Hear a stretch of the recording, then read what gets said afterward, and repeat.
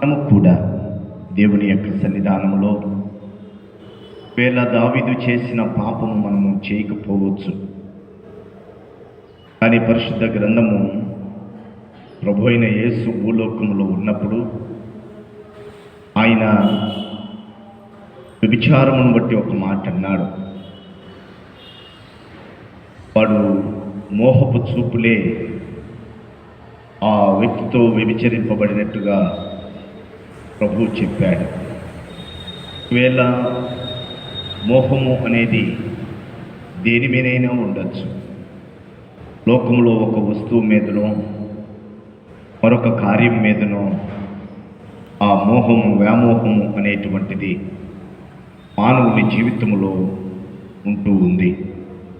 కాబట్టి ఒకవేళ అలాంటి చూపులు మనము కలిగి ఉన్నామేమో, ఒకవేళ చూడరానటువంటి వాటిని చూచి మోహించావేమో, ఒకసారి మనలను పరిశీలించుకునేటువంటి భాగ్యం ఇచ్చాడు దేవుడు. పాపము అనగా ప్రభువు చెప్పాడు, పరిశుద్ధాత్మ దేవుని ద్వారా రాయించాడు, మన శరీరములో ఉన్న పాపపు ప్రపంచము మన నాలుక. అంటే మన నోటి ద్వారా మాట్లాడకూడనటువంటి మాటలు, కపటయుక్తమైనటువంటి మాటలు. ఎవరికి నా కపటయుక్తమైన మాటలు తెలియట్లేదులే అని మనం అనుకుంటే అది అవివేకము. ఆయన సమస్తమును వినే దేవుడు, విన్నటువంటి వాటి గ్రంథస్థము చేసే దేవుడు.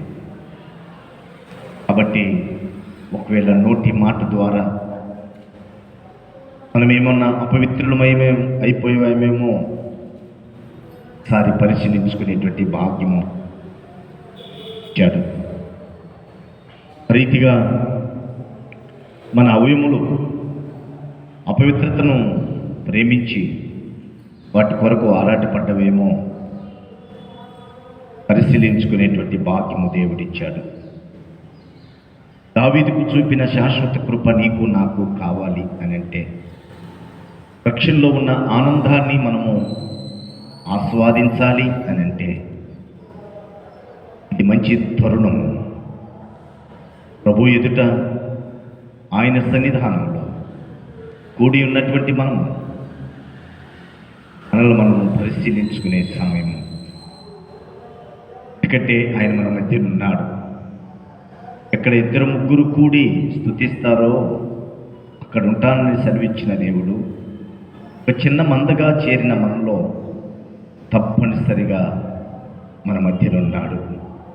కాబట్టి సమయంలో దేవా, పాపినైన నన్ను క్షమించు. చూపు ద్వారా, వినుట ద్వారా, మాట్లాడు ద్వారా, చేయుట ద్వారా, పరిగెత్తడం ద్వారా నేను లోకము కొరకే పరిగెత్తాను, లోక కార్యాలనే చేశాను, లోకాన్ని చూచాను, మోహించాను. యుక్తంగా మాట్లాడుతున్నాను అనుకుని కపటమైనటువంటి మాటలు, ద్వేషపూరితమైన మాటలు, దూషణకరమైనటువంటి మాటలు మాట్లాడి ఉంటే, అయితే ప్రభువా, పాపినైన నన్ను క్షమించు, పాపినైన నన్ను కరుణించు, పాపినైన నా పట్ల నీ కృప చూపించు ప్రభు అని దేవుని యొక్క సన్నిధానంలో మన స్వరములను వినబడకపోయినా మన హృదయములను తెరిచి, ప్రభు అన్నాడు, వస్త్రములు కాదు మీ హృదయములను చింపుకొనుడి అని. కాబట్టి హృదయాన్ని ప్రభు ఎదుట పరుచుదాం. పవిత్రమైన వింటే తీసే ప్రభు అని యథార్థముగా సన్నిధానంలో ఎవరికి వారిని ప్రార్థించుకుందాం, పశ్చాత్తాపడదాం, పాపమును ముట్టుకుందాం, ప్రభు యొక్క కృపను పొందుకుందాం.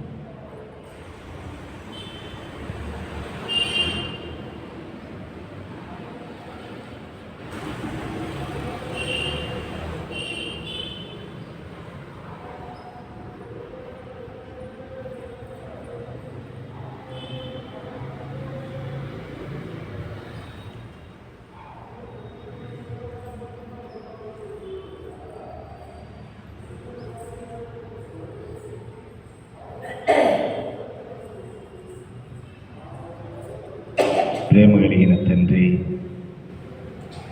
కలిగినటువంటి దేవా, పరిశుద్ధుడా, నీకు వందనాలు. యథార్థంగా మేము నీ సన్నిధానంలో ప్రార్థనలను ఒప్పుకునేటువంటి కృప మాకు దయచేసి, అందును బట్టి మీకు స్తోత్రములు. మాకిచ్చిన ధన్యత అయ్యా ఇది. మీరు ఆరాధనకు అనేక మంది వస్తారు, కానీ సన్నిధానంలో పశ్చాత్తాపడేటువంటి ఒక మహాకృప ఇచ్చినందుకై మీకు స్తోత్రములు చెల్లి, మమ్మల్ని శుద్ధీకరించి పవిత్రులైనటువంటి మమ్మలను పవిత్రులుగా చేసి మీకు మహిమకరముగా మమ్మల్ని నడిపించమని యేసు నామమున ప్రార్థిస్తున్నాము తండ్రి. ఆమేన్. యేసయ్యా పాపిని కృపచూపవయ్యా, దాపు చేరికి యేసయ్యా పాపిని కృపచూపవయ్యా, నీతివే నాదు జీవితం కేవలింగమయ్యా, యేసయ్యా నీతివే నాదు జీవితం కేవలింగమయ్యా, యేసయ్యా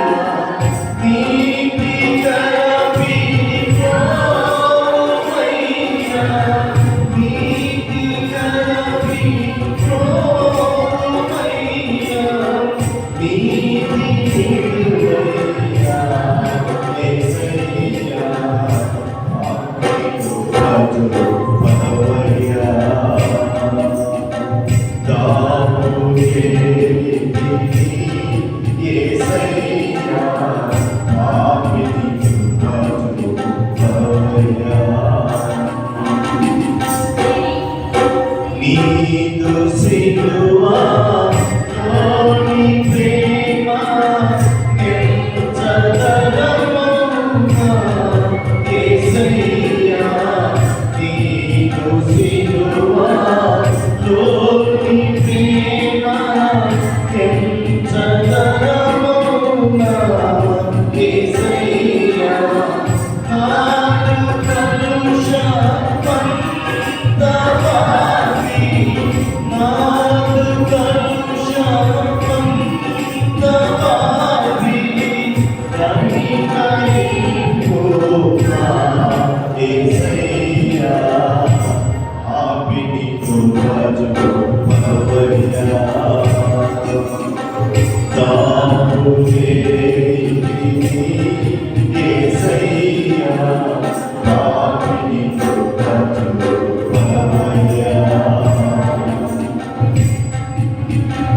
శాంతి గోరు వారని చంత కలిగిన జో యేసయ్యా, శాంతి గోరు వారని చంత కలిగిన జో యేసయ్యా, చింతనెల్లా తీర్చగలవు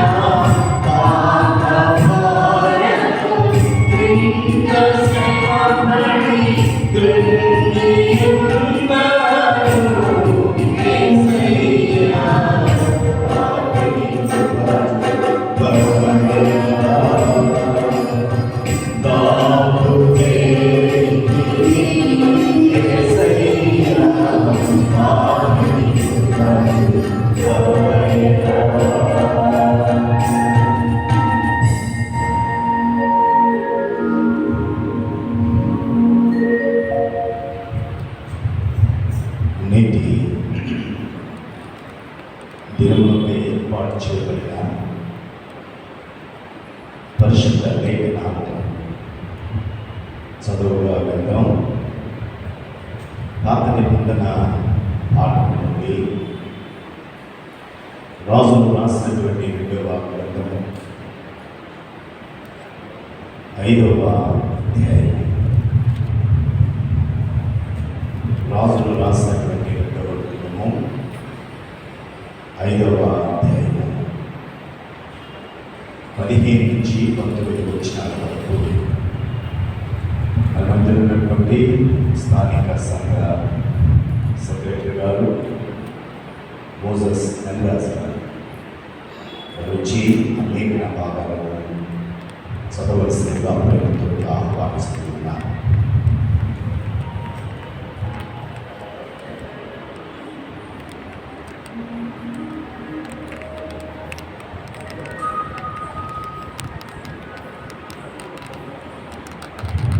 రాజులు రాసినటువంటి 2వ గ్రంథము 5వ అధ్యాయము 15వ వచనం నుండి 19వ వచనం వరకు. రాజులు రాసిన 2వ గ్రంథము 5వ అధ్యాయము 15 నుంచి 19 వచనాలు. దేవునికి వందనాలు. ఈ పరిశుద్ధ ఆదివారంపై ఏర్పాటు చేయబడినటువంటి పాత నిబంధన గ్రంథం నుంచి వాక్య భాగము చదువుకోండి. రాజులు 2వ రాజుల గ్రంథము 5వ అధ్యాయము 15 నుంచి 19 వచనాల వరకు ఇలాగో రాయబడింది. అప్పుడు అతడు తన పరివారంతో కూడా దైవజనుని దగ్గరకు తిరిగి వచ్చి అతని ముందర నిలిచి చింతగించు, ఇశ్రాయేలులో ఉన్న దేవుడు తప్ప లోకమంతటి యందును మరి ఒక దేవుడు లేడని నేను ఎరుగుతున్నాను. ఇప్పుడు నీవు నీ దాసుడనైన నా యొక్క బహుమానం తీసుకొనవలసినదని అతనితో చెప్పగా, ఎలీషా, ఎవని సన్నిధిని నేను నిలవబడి ఉన్నానో ఇశ్రాయేలు దేవుడైన ఆ యెహోవా జీవముతోడు నేనేమీ తీసుకొనను అని చెప్పాను. నయమాను అతనిని ఎంతో బతిమాలినను అతడు ఒప్పకపోయాను. అప్పుడు యెహోవాకు తప్ప దహన బలినైనను మరి ఏ బలినైనను ఇతరమైన దేవతలకు నేనికను అర్పింపను. 2 కంచరగాడిదలు మోయుపాటి మన్ను నీ దాసుడినైనా నాకు ఇప్పించకూడదా? నా యజమానుడు రొక్కుటకు రిమ్మోను గుడిలో చొచ్చి నా చేతి మీద ఆనుకున్నప్పుడు నేను రిమ్మోను గుడిలో నమస్కారం చేసిన ఎడల రిమ్మోను గుడిలో నేను నమస్కారం చేసిన సంగతిని గూర్చి యెహోవా నీ దాసుడైన నన్ను క్షమించును కాకని నయమాను చెప్పగా, ఎలీషా నెమ్మది కలిగి పొమ్మని అతనికి సెలవిచ్చాడు. అతడు ఎలీషా యొద్ద నుండి వెళ్ళి కొంత దూరము సాగిపోయాడు. ఈ పరిశుద్ధ వాక్యము మన వినికిడిలో 300గా ఫలింపచేయను దాకా. ఆమేన్.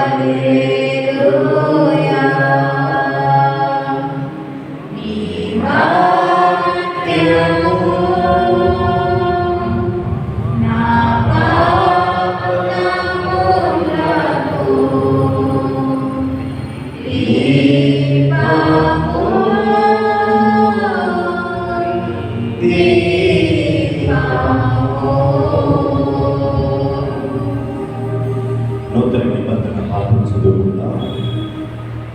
హెబ్రీ పత్రిక 12వ అధ్యాయం. అపోస్తలుడైన పౌలు హెబ్రీయులకు రాసినటువంటి పత్రిక 12వ అధ్యాయం 5 నుంచి 11 వచనాల వరకు సహోదరి సుమతి గారు వచ్చిన లేఖన భాగాలను చదవలసినగా ఆహ్వానిస్తున్నాం. హెబ్రీ పత్రిక 12వ అధ్యాయం 5 నుంచి 11 వచనాలు.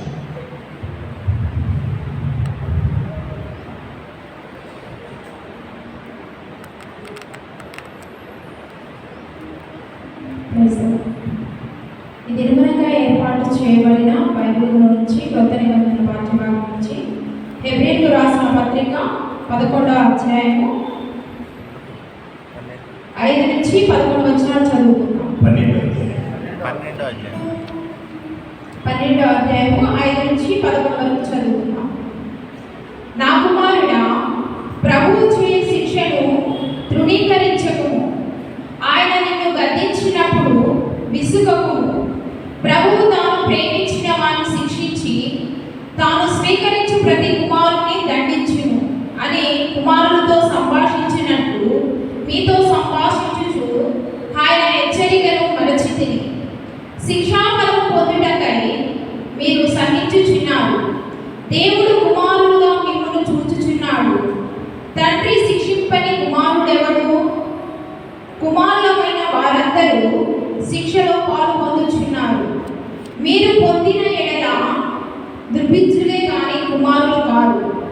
మరియు శరీర సంబంధులైన తండ్రులు మనకు శిక్షకులై ఉండుడి. వారి యందు భయభక్తులు కలిగి ఉంటివి. అట్లయితే ఆత్మలకు తండ్రి అయిన వానికి మరీ ఎక్కువగా లోబడి బ్రతుకువలను కదా. వారు కొన్ని దినముల మట్టుకు తమకిష్టం వచ్చినట్లు మనలను శిక్షించిరి కానీ మనము తన పరిశుద్ధాత్మలో పాలు పొందవలెనని మన మేలు కొరకై ఆయన శిక్షించుచున్నాడు.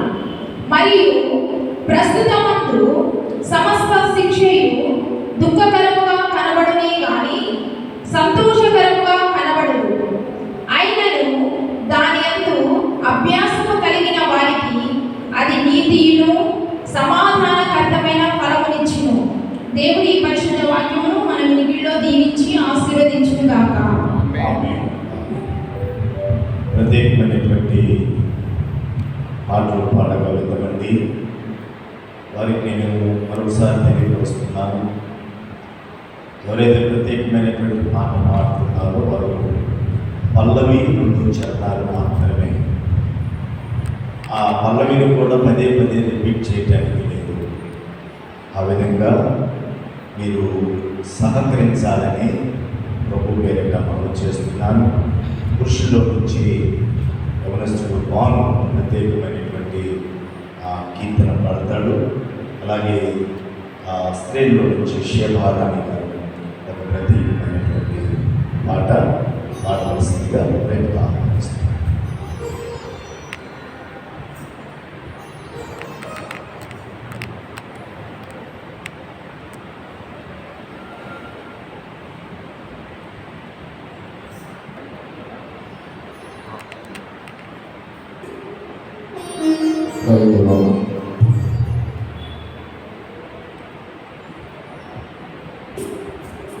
ఒక దినమైన గడుచునా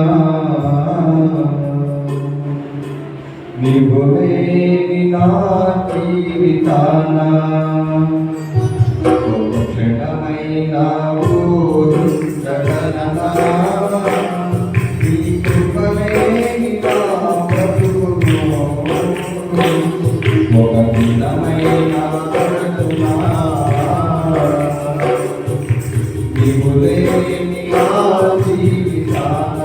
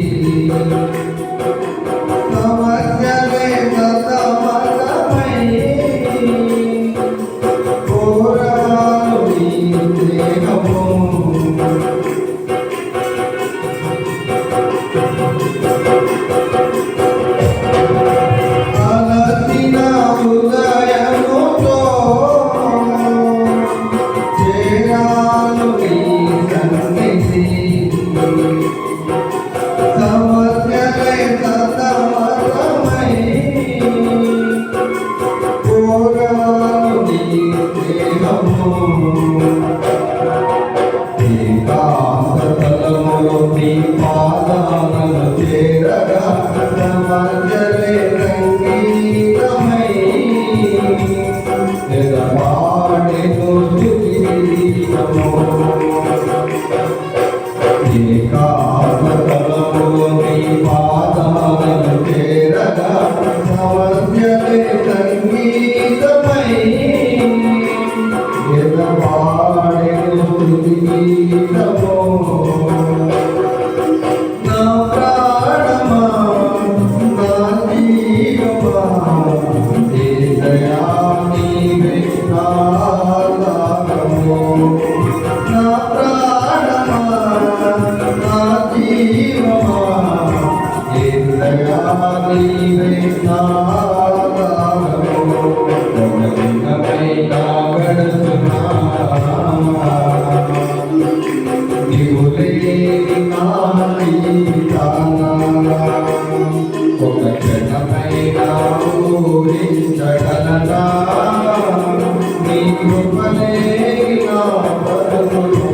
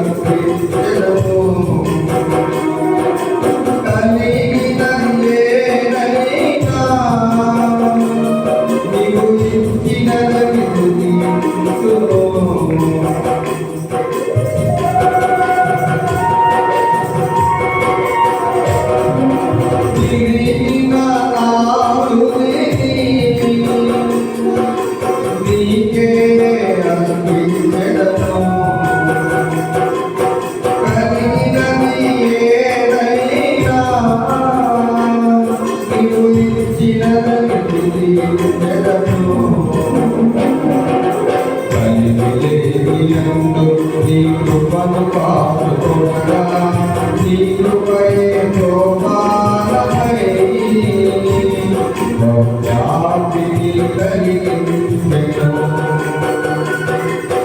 కలిగిలేనియందు నీ కృపను కాచుకొనగా నీ కృపయే సోపానమై భవ్యాపిని కలిగించెను. నా ప్రాణమా నా జీవమా యేసయ్యా నీవే నా ఆధారము. నా ప్రాణమా నా జీవమా యేసయ్యా నీవే నా ఆధారము. ఒక దినమైన గడుచునా నీవు లేని నా జీవితాన ఒక క్షణమైన ఊహించగలనా నీ కృపలే నా బ్రతుకులో.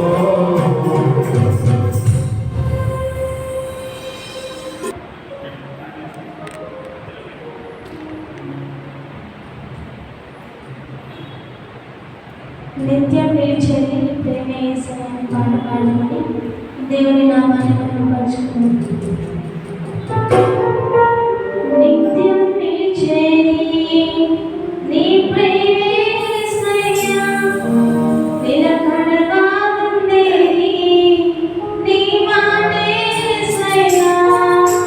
నిత్యం నిలిచేది నీ ప్రేమే యేసయ్యా, నిలకడగా ఉండేది నీ మాటే యేసయ్యా. నాలో నీ స్నేహమే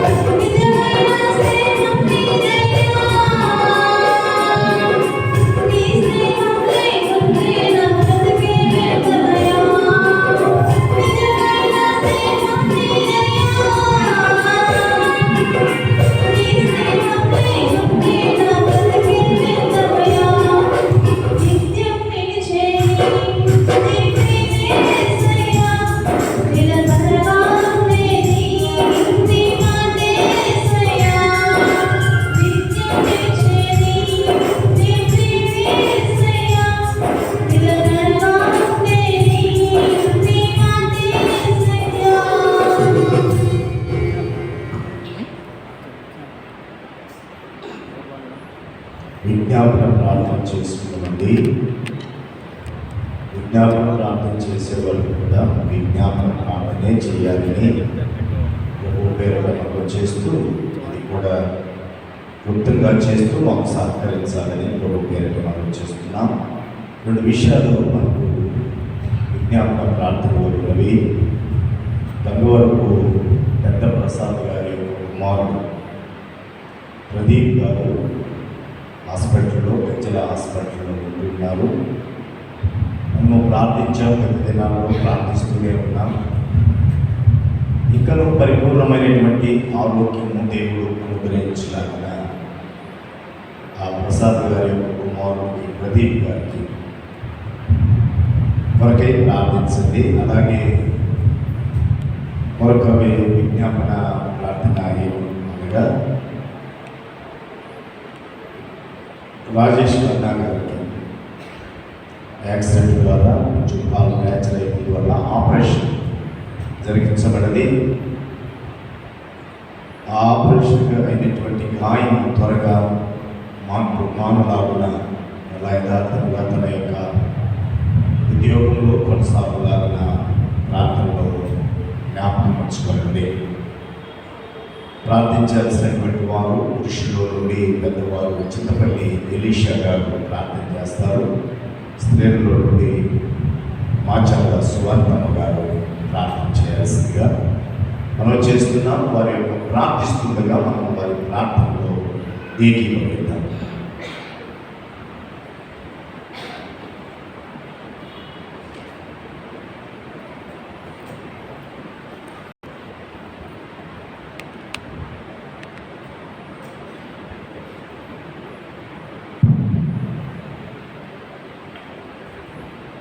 ప్రార్థన చేసుకుందాము.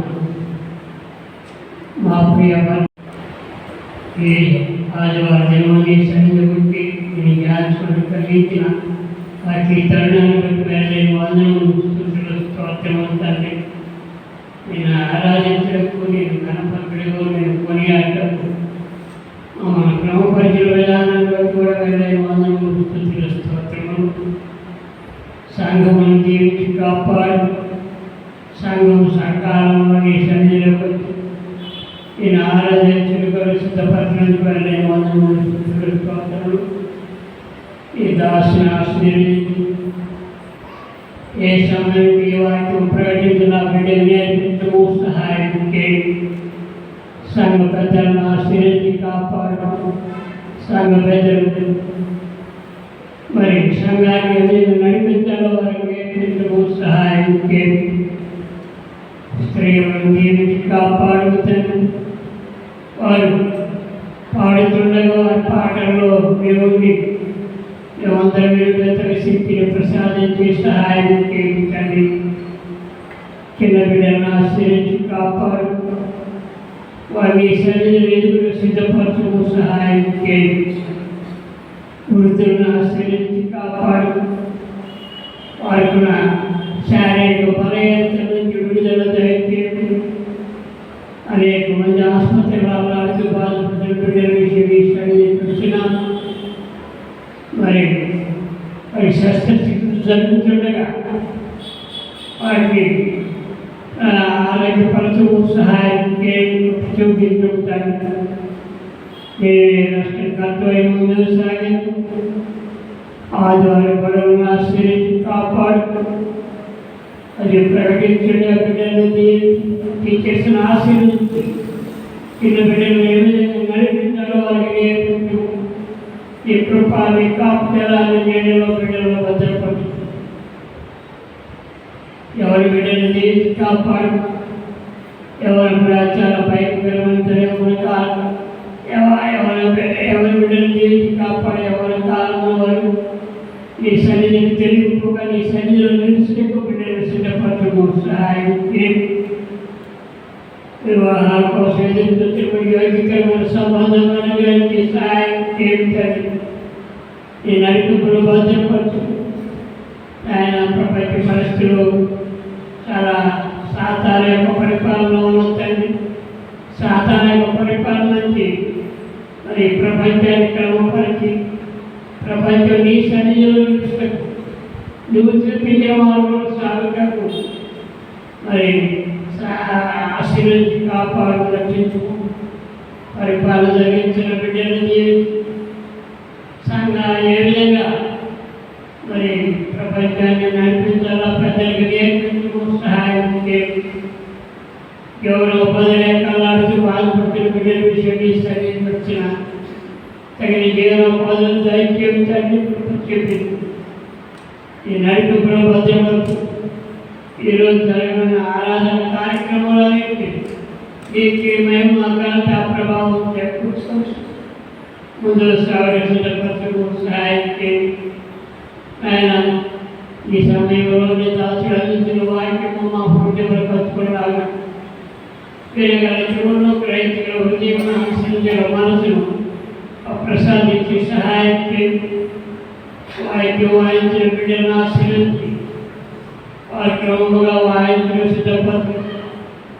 అదేవిధంగా పాడుతున్న బిడ్డలను జీవించి వారిని అభివృద్ధి పరచు.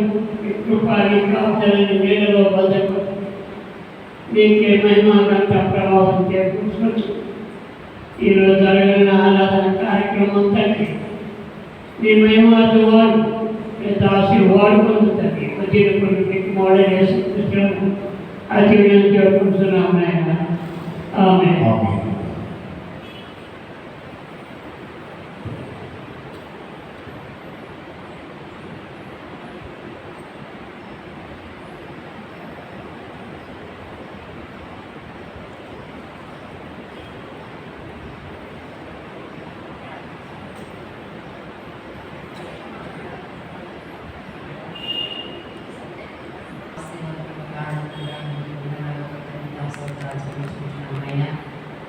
ప్రభా ఇప్పుడు వరకు నన్ను గడిచిన కారణంగా మీకు చేతనైనా నన్ను ప్రభావ వేగం ఆశ్రయించి వచ్చి ఆరోగ్యించి ఆలోచించి ప్రభావం ప్రభావం జీవింపజేసినందుకే మీకు స్తోత్రాలు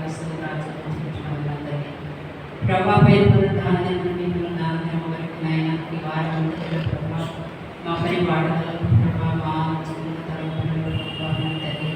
మా జీవితానికి ప్రణాళికలో ప్రభావం ఎక్కడైనా ప్రభావ ఏమైనా ఆలస్యపెట్టుంటే క్షమించినదైనా ఈ వారం అంతా మీరునైనా మమ్మల్ని కాల్చినందుకే స్తోత్రాలు ప్రభావ సభ్యులుగా వచ్చినందుకే దేవానికి సన్నిధిలో ప్రభావ ఇలా ప్రార్థించాలో ఏ రీతిగా ప్రార్థించాలో ప్రభావ ఏ రీతిగా ప్రార్థిస్తే నీకు ఇష్టమో ఆ రీతిగా నడిపింపు చేయమని ప్రార్థిస్తున్నాను. మొదటిగా ప్రభావ మీ సహాయం కోరుచున్నాం అయినా మీరు సహాయం చేయకపోతే ప్రభావం చూస్తారనైనా మీరునైనా మా పక్షం నుండి ప్రభావం మాకు కావాల్సినటువంటి సమస్యలు ప్రభావం అయా మీరు సమకూర్చి నైనా మమ్మల్ని పోషించి సంరక్షిస్తున్నందుకు రాజ్యం ఈ పునరానందంలో మీ మందిరావరణంలో చేరి మీరు స్థుతించి ఆరాధించడానికి అయినా మీరు సమయం బట్టి వాతావరణంలో చెప్పుకుంటున్నాం అయినా మొదటిగా ప్రభావం మేము చేసుకుని అయినా మీకు ఆయాస్కరమైనటువంటి ప్రతి మార్గం నుండి విడుదల పొంది అయినా మీ ఇష్టమైనటువంటి మార్గంలో నడుస్తున్నైనా సేవించి ఆరాధించడానికి సహాయం చేయమని మా ఉదయ అంతరంగంలో నుండి ప్రభావాన్ని ఆరాధించగలిగినటువంటి శక్తివంతమైనటువంటి ప్రభావం మీ మాటలను అనుగ్రహించమని ప్రార్థిస్తున్నాం. సహాయం చేయండి అయినా వందనాలు చేయింపుడు వచ్చిన వాళ్ళందరిని బట్టి మీ వందనాలు చెల్లించుకుంటున్నాం. రావాల్సిన సన్నిధిని నడిపించండి. సమయం పోలేకనైనా సద్వినియోగం చేసుకుంటున్నారు. జ్ఞానంలోనే ఉండకుండా ప్రభావ జ్ఞానం కలిపి సన్నిధిలో చేరి మీరు స్థితించగలిగినటువంటి నాయన కారణాలను అనుగ్రహించమని భావిస్తున్నాం. ఆయన వందనాలు చెల్లించుకుంటున్నాం. దేవానికి వందనాలు అయినా తండ్రి నాయన పాటల ద్వారా మీ నామాన్ని మెరుగుపరుచుకున్నటువంటి వందనాలు. పాటలు వింటున్నటువంటి నెలమూలగా ప్రభావి వాటిని మా పాటలు నాయన అనేక మంది మీ సత్యవంతుల ద్వారా చూడగా తండ్రి హృదయాలు కార్యాలు చదివించి నామాన్ని మెరుగుపరుచుకోవాలి.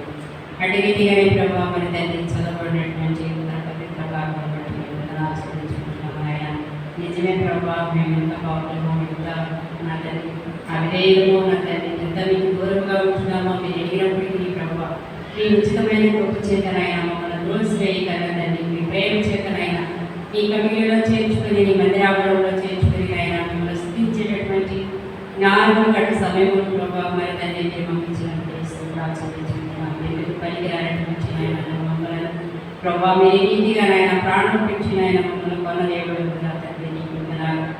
మీరు రక్తమంతటినీ ప్రభావ మా కోసం దారి పోసుకునే వారికి వందనాలు స్తోత్రాలు చెల్లించుకుంటున్నాం నాయన. లోకంలో ఎవరు ప్రభావ మా కొరకు ప్రాణం పెట్టలేదు నాయన. మీ సొంత నాయన తండ్రి నీ ఏకైక కుమారుని ప్రభావ మా పాపముల నిమిత్తమున తండ్రి ఆ బలియాగములను ప్రభావ మా తండ్రి ముందుమైన ఇష్టపడిన నీతిని బట్టి మీకు వందనాలు చెల్లించుకుంటున్నాం తండ్రి. ఇది మీ ప్రభావ మా తండ్రి మా పాపములమైన ఒక్కొక్కరి విడిచిపెట్టినప్పుడు మా పాపము మేము కప్పుకొనకనైనా మనకి ఎదురు ఒక్కొక్కరు విడిచిపెట్టేవారుగా అటు సంగముగా మమ్మల్ని సిద్ధపరచుకుని తయారీ స్తోత్రాలు వందనాలు చెల్లించుకుంటున్నాం. ప్రభావ చదవబడినటువంటి 2 లేఖన భాగాలు వందనాలు స్తోత్రాలు చెల్లించుకుంటున్నాం ఆయన. ఈ లేఖనాల్లో ఉన్నట్టు మంచి నాయన మరి తల్లి నీ యొక్క వాక్కులను ప్రభావ అయాన తండ్రి నాయన మీ దాసుడు ప్రభావ మరి తల్లి వాటిని మిత్రులకు మీ పక్షంలో నిలబడి ఉండగా విలాసుని మీరు నా తండ్రి జ్ఞాపకం చేసుకొని దాసుని ఆయన అడుగుపరిచి విలాసుని నోటికి ప్రభావ మీకు కూరగా వాడమని నేను ఆ మాటలకు ప్రభావ స్పష్టంగాను ప్రభావ అనేక హృదయాలకు అర్థమయ్యేలాగా తండ్రి ఆయన మరి ఆ మాటలను వివరించగలిగినటువంటి శక్తిని జ్ఞానము దయచేయమని సహాయం దయచేయండి. విలాసుని ఆయన మీరే తోడుగా ఉండి నడిపించమని ఆటలను ప్రభావ అనేక హృదయాలను పడి మంచి నేలను పడి ఆయన ఫలించినటువంటి విత్తనముల వలె ఆయన 30ంతలుగా 60ంతలుగా 100ంతలుగా ఫలించినట్టు సహాయం దయచేయమని ప్రార్థిస్తున్నాను. మొదటిగా నీ రాజ్యమును వెతికే వారు కావలసిన రక్షణ దాసుని సేవలు వాడబడుతున్నవి ఆయా వారు చేసినటువంటి పరిచర్య ఆయన జ్ఞాపకం చేసుకుని అనేక ఆత్మల ప్రభావం సన్నిధికి నడుపుకోబడడం సహాయం చేయండి.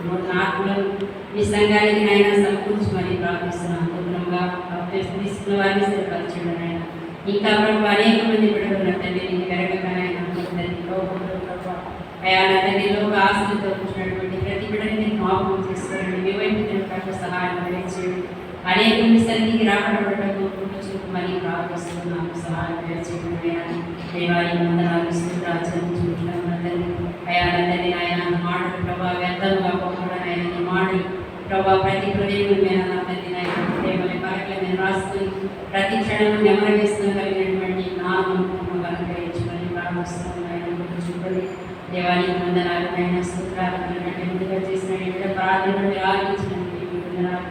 మా ప్రార్థన ఆలోచించే దేవానికి స్తోత్రాలు ఆయన. మా నోటికి మీ మాటలు రాకముందు మీరు సమస్తమును వెలిగిన దేవుడు కనుక నా తండ్రి ఏది ఉచితమో ప్రభావ ఏది నా తండ్రి న్యాయము నా తండ్రి ఏది మంచిదో నా తండ్రి ఏది నా తండ్రి రమ్యమైనదో మరి తండ్రి పరీక్షించుకునేటటువంటి జ్ఞానంలో మాకు దయచేయమని ప్రార్థిస్తున్నాను నా తండ్రి.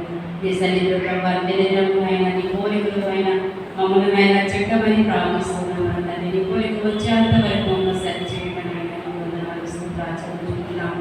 దయమయానికి వందనాలు స్తోత్రాలు చెల్లిస్తూ ఈ సమయంలో ప్రభావ మరి తండ్రి ఆయన చిరపడని మీరు జ్ఞాపకం చేసుకునండి. యవనస్తులు మీరు పట్టుకునండి అయినా మీ సన్నిధికి నడిపించండి.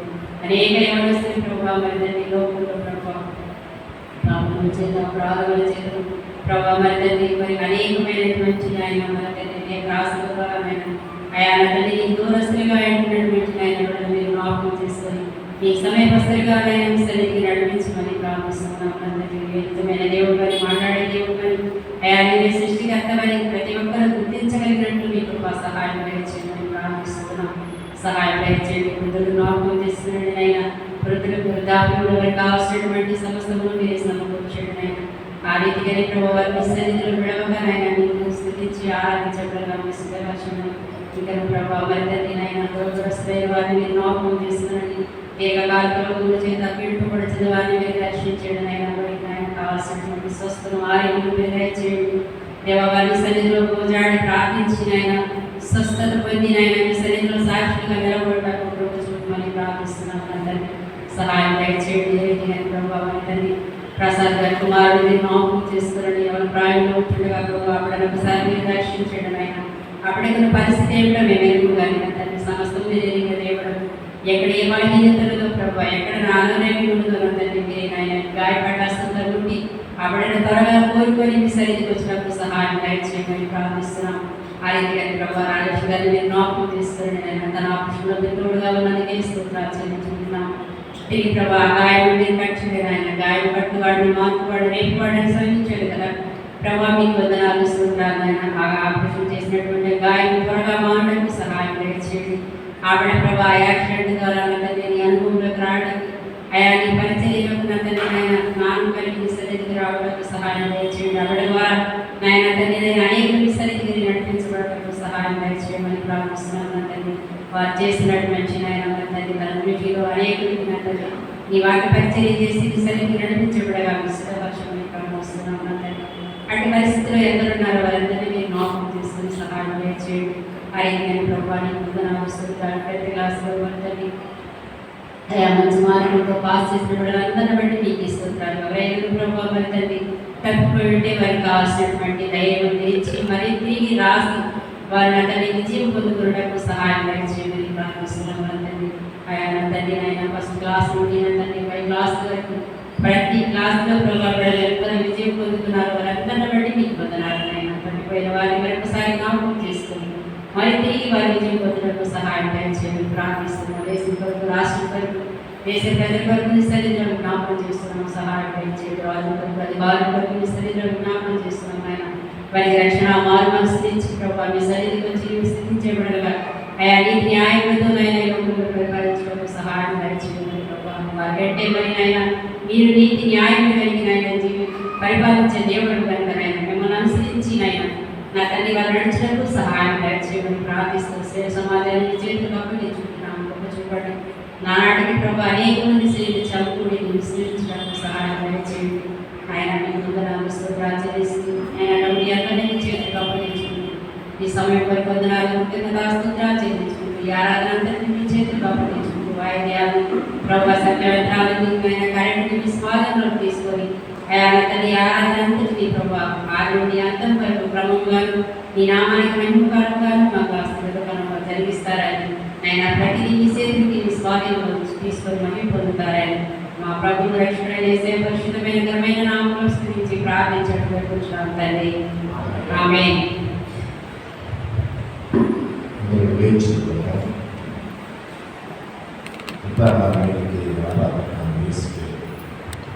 మొదటి 2 చరణాలు ఆఖరి 7 చరణాలు ఆ కీర్తనలో ఉన్నవి 7 చరణాలు మొదటి 2 చరణాలు చివరి చరణం వారు వైభవంగా వచ్చిన వారందరూ కూడా మీ స్వరములను ఎత్తి ప్రభుని కనపరుస్తూ ఆయన నామాన్ని మహిమపరచాలని ప్రేమతోటి మీకు తెలియపరుస్తున్నాను.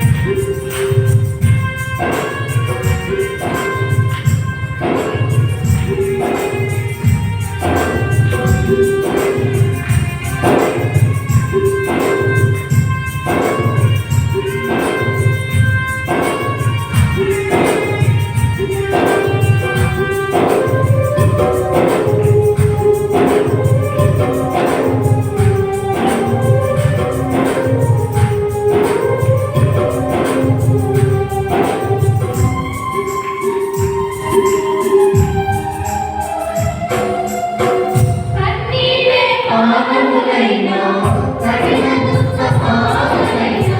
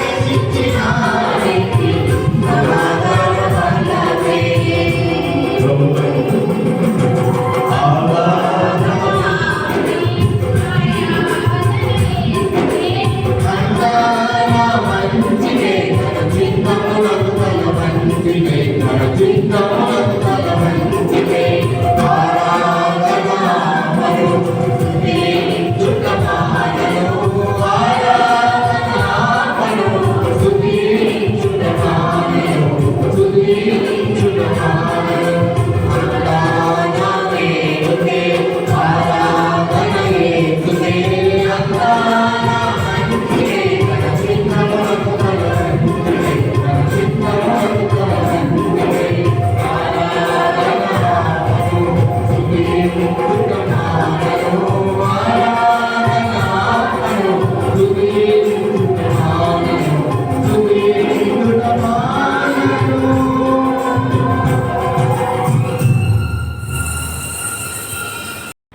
ప్రస్తుతమందు సమస్త శిక్షలు దుఃఖకరముగా కనబడునే కానీ సంతోషకరముగా కనబడదు. అయినను దాని యందు అభ్యాసము కలిగిన వారికి అది నీతియము సమాధానకరమైన ఫలమిచ్చును. చిన్న ప్రార్థన చేస్తున్నాం. యెహోవా మా ఆశ్రయదుర్గమా, మా విమోచకుడా, నా నోటి మాటలు మా అందరి హృదయాలు నీ దృష్టికి అంగీకారముగా చెప్పు. యేసు నామమున ప్రార్థిస్తున్నాము తండ్రి, ఆమేన్. కూర్చొని క్రీస్తునందు ప్రియమైన సహోదరి సహోదరులారా, మీ అందరికీ మరొక పర్యాయము మన ప్రభువును రక్షకుడైన యేసుక్రీస్తు నామంలో మీకు శుభములు ప్రత్యేకమైనటువంటి వందనాలు తెలియపరుస్తూ ఉన్నాను. సమయం మీకు కూడా కనపడుతుంది అనుకుంటాను. నాకున్న సమయం చాలా కొద్ది సమయమే, కాబట్టి నేను ఇంకా నేరుగా దేవుడు ఈ అవకాశం ఇచ్చిన దేవుడికి కృతజ్ఞతలు చెల్లిస్తూ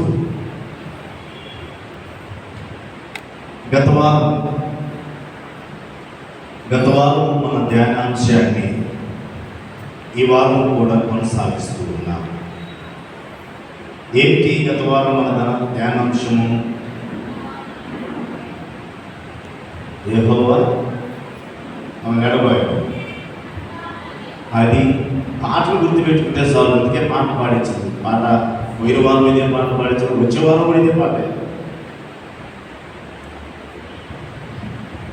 పాట గుర్తుపెట్టుకోవడానికే మనం చెప్పబోయేటువంటి అంశానికి సంబంధించినటువంటి ఏ పదం మనకు ఈజీగా ఉంటుందో ఆ పాటకి ఆ వాక్యానికి సంబంధించిన పాటను ఎత్తుకోవడం అందుకొరకే. అంతా మన మేలుకే. ఏంటి గత వారము ఏం మేలు చూసాము? ఎటువంటి పరిస్థితుల్లో మేలు కలిగింది? మూడు విషయాలు చెప్పాను. ఎవరైనా ఒకటే చెప్తారా? నోట్స్ తిరిగేయకుండా ఒక తిరిగేసిన చెప్పండి. గత వారాన్ని ఒకరు రాసుకొని ఉన్నా తిరిగేసిన ఒక మాటను చెప్తే పర్వాలేదు, వీరికి గుర్తుంది అని కొంచెం తృప్తికరమైనటువంటి ఆ ఆశ కలిగి బ్రతకడం కూడా కొంచెం అలవాటు చేసుకుంటాం. నేనే జ్ఞాపకం చేస్తాను.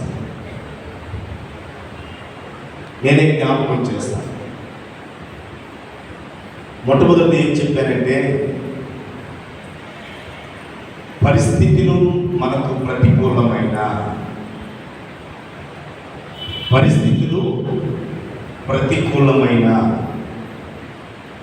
దేవుడు దానిని మేలుకరం కొరకే జరిగిస్తాడు. యాకోబు జీవితాన్ని నేను జ్ఞాపకం చేశాను.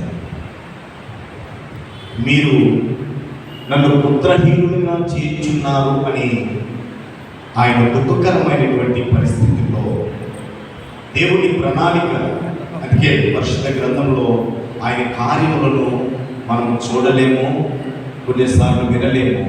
అవి పొందుకున్నప్పుడు ఆశ్చర్యం కలుగుతూ ఉంది. కుమారుడు లేరు, ఒక్కొక్కరు కనుమరుగైపోతున్నాడు అని బాధపడ్డాడు యాకోబు. కానీ ఫరో ఇంటి దగ్గర నుంచి, ఐగుప్తు దేశం నుండి రథములు లేదా గుర్రములు ఆయన్ని తీసుకుపోవడానికి బండ్లు ఆయన దగ్గరికి వచ్చాయి. పరిస్థితులు ప్రతికూలమైన ప్రభు మనకు తోడుగా ఉంటాడు. రెండో విషయం ఏం చెప్పారంటే,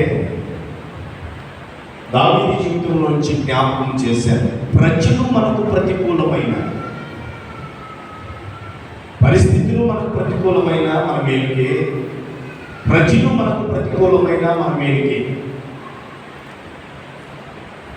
అప్పులు బాధతోటి ఇంట్లో బాధకరమైనటువంటి పరిస్థితి భరించలేనటువంటి వారు దావీదును వెంబడించారు. దావీదు మీద ప్రేమ నుండి వెంబడించినటువంటి వారు కాదని గత వారం లేఖనము కూడా మీకు చూపించడం జరిగింది. వారే తిరుగుబాటు చేశారు. కానీ దావీదు పక్షాన ఆయన ఏ పోదు ధరించుకొని ఒక్కడే, ఎవరు లేరు, ఒంటరి వాడే ప్రభు సన్నిధిలో కనిపెట్టాడు. పోగొట్టుకున్న దానిని తన భార్య బిడ్డలతో సహా మరలా తిరిగి తెచ్చుకుంటూ పోగొట్టుకున్నటువంటి సంపద కంటే అధికంగా తిరిగి తెచ్చుకున్నటువంటి దావీదు. ప్రజలు మనకు ప్రతికూలము కావచ్చు, కానీ ప్రభు మనకు తోడుంటే అది ఆయనది మనం మేలుకే అనేటువంటి మాటలు మనం చూచాం. మూడో విషయం ఏం చెప్పారంటే, ప్రకృతి ప్రతికూలమైన ప్రభు మనతో కూడా ఉంటే, ప్రతికూలమైన ప్రభు మన దగ్గరికి వస్తాడు, అది మన మేలుకే. తుఫాను రేగింది, శిష్యులు బాధపడుతున్నారు, ప్రభువే వారి దగ్గరకు వచ్చి వారికి సహాయం చేసినట్టుగా మనం చూడలేదు. అయితే మూడు బాగున్నాయి గత వారం మనం చూచాము. అన్నీ కూడా అంటే పరిస్థితులు మనకు ప్రతికూలముగా ఉన్నా ప్రభు మనకు సహాయం చేస్తాడు. ప్రజలు మనకు ప్రతికూలముగా ఉన్నా దేవుడు మనకు సహాయం చేస్తాడు. ప్రకృతి మనకు ప్రతికూలముగా ఉన్నా ప్రభువే మన దగ్గరకు వచ్చి మనకు సహాయం చేస్తాడు అని మూడు విషయాలు తెలియపరుచుకొని ముగింపులో ఒక మాట చెప్పాను. ప్రభు ప్రతికూలమైతే అంటే దేవుడే మనకు వ్యతిరేకమైతే అది చాలా భయంకరముగా ఉంటుంది అని గత వారం మనం ధ్యానం చేశాం. ఎటువంటి పరిస్థితి అయినా అది మన మేలు కొరకే అని మనము గ్రహించగలగాలి. చదువుకున్నటువంటి లేఖన భాగంలో నుండి కూడా 1, 2 లేదా 3 విషయాలు నేను క్లుప్తంగానే, అంత ఎక్కువగా వివరించడం కానీ, నేను ఎందుకే నాకు కొంచెం సహకరిస్తే పాటలు పాడేవాళ్ళు కానీ ప్రార్థించేవాళ్ళు కానీ అందరూ కూడా నాకు సహకరిస్తే కొన్ని మాటలు అధికంగా మీతో కూడా పంచుకోవడానికి వీలుగా ఉంటుంది. ఆ ఉద్దేశంతోనే నేను మిమ్మల్ని అడుగుతాను. అంతేగాని మీరు పాట పాడటం వల్ల, మీరు ప్రార్థన చేయడం వల్ల నాకు వచ్చేటువంటి నష్టము ఏమీ ఉండదు. 2 మాటలు అధికంగా దేవుడి మాటలు ధ్యానం చేస్తే బాగుంటుంది అనేటువంటి ఒక ఆశ. చూడండి, ఈ మాటలు ధ్యానం చేసే ముందు ఒక మాట అడుగుతాను. ఇష్టం ఉన్నటువంటి వారు చెప్పచ్చు, ఇష్టం లేనటువంటి వారు ఊరకనే ఉండొచ్చు. మనమందరము కూడా సహజంగా ఎలా బ్రతకాలని ఇష్టపడతాము? సుఖంగా, సౌఖ్యంగా, నెమ్మదికరంగా, సంతోషకరమైనటువంటి జీవితము జీవించాలని, అటువంటి జీవితంలో మనము కొనసాగితే బాగుంటుంది అనేటువంటి విషయాల మీదే ఎక్కువగా ఆశ. ఎవరు కూడా అనునిత్యము దుఃఖము, వేదన, బాధలు, భయముతోటి కూడినటువంటి జీవితము జీవించాలని ఎవరూ కూడా ఆశపడతామా? ఇప్పుడంటే మనకు మేలు కావాలని ఆశపడతామా? శ్రమలు కావాలని ఆశపడతామా? మేలు కావాలనే ఆశపడతాం. భూలోకంలో బ్రతికున్నంత వరకు మేలుకరమైనటువంటి జీవితము జీవించాలని మాత్రమే ఆశపడతాం. శ్రమ పడాలని ఎవరు కూడా ఆశపడతాం. శ్రమ ఎవరికి కూడా ఇష్టం ఉండదు. శ్రమ పడటానికి ఎవరు కూడా సంతోషపడము. అది నాలాగా రాకూడదు, ఆ పక్కన ఎక్కడైనా తిరిగి వెళ్ళిపోతే బాగుండు అని ప్రతి మానవుని యొక్క ఆలోచన. కానీ దేవుడి వాక్యము మన ఆలోచనకు వ్యతిరేకం. మన ఆలోచనకు వ్యతిరేకం. శ్రమ రాకపోతే ఆ వ్యక్తి సరైన రీతిలో పెరిగేటువంటి పరిస్థితి లేదు. ఒకసారి ఒక బాలుడు ఒక మనవడు వాళ్ళ తాతగారిని అడిగాడంట, తాతగారు నేను భవిష్యత్తులో మంచి ఉన్నతమైనటువంటి స్థితికి వెళ్ళాలంటే ఏమి చెయ్యాలి అని తాతగారిని మనవడు అడిగాడు. ఆ మనవడుకు అర్థమయ్యేటువంటి రీతిగా తాతకు చెప్పడం అర్థం కాక వారికి ఒక ప్రాక్టికల్గా ఒక విషయాన్ని తెలియపరిస్తే వాడే అర్థం చేసుకుంటాడని మనవడు తీసుకుని వెళ్ళి ఒక చోటుకి వెళ్ళి 2 రకాలైనటువంటి చిన్న మొక్కలను కొన్నాడు. చిన్న మొక్కలను కొని అవి తీసుకొని వచ్చి ఒకటి వచ్చి పెరట్లో పాతాడు, అంటే నాటాడు. రెండోది ఇంట్లోకి తీసుకెళ్ళి గుడ్డిలో వేశాడు. ఇప్పుడు పిల్లవాడిని తాత అడుగుతున్నారు, ఈ రెండింటిలో దేనికి క్షేమము, ఏది బాగుంటుంది అని. పిల్లవాడు చెప్పాడు. ఏమి చెప్పాడంటే ఇంట్లో ఉన్నటువంటిదే బాగుంటుంది అన్నాడు. తదుపరి సెలవులు అయిపోయి తాత దగ్గర నుంచి మళ్ళీ అమ్మ నాన్న దగ్గరికి వెళ్ళాల్సి వచ్చినటువంటి పరిస్థితి వచ్చింది. ఆ తదుపరి ప్రతి సమ్మర్కి వచ్చేటువంటి వాడు మనవడు, కానీ ఒక 4-5 సంవత్సరాలు తాత దగ్గరికి రాలేనటువంటి పరిస్థితుల్లో ఆగిపోయాడు. ఒక 5 సంవత్సరాల తదనంతరము మళ్ళా మనవడు తాతను ఎప్పుడు చూడాలా అనేటువంటి ఆశతో త్వరగా పరిగెత్తాడు. వారి మనవడు అంటే తాతయ్య దగ్గరికి వాళ్ళ తండ్రి దగ్గర ఊరు నుంచి తాతయ్య ఉన్నటువంటి ఊరికి వచ్చాడు. ఊరికి రాగానే పరిగెత్తుకుంటా తాతయ్య అని మన క్యాకేస్తూ లోపలికి వెళ్ళి ఆ మొక్కను చూచాడు. ఇంట్లో ఉన్నటువంటి మొక్కను చూశాడు.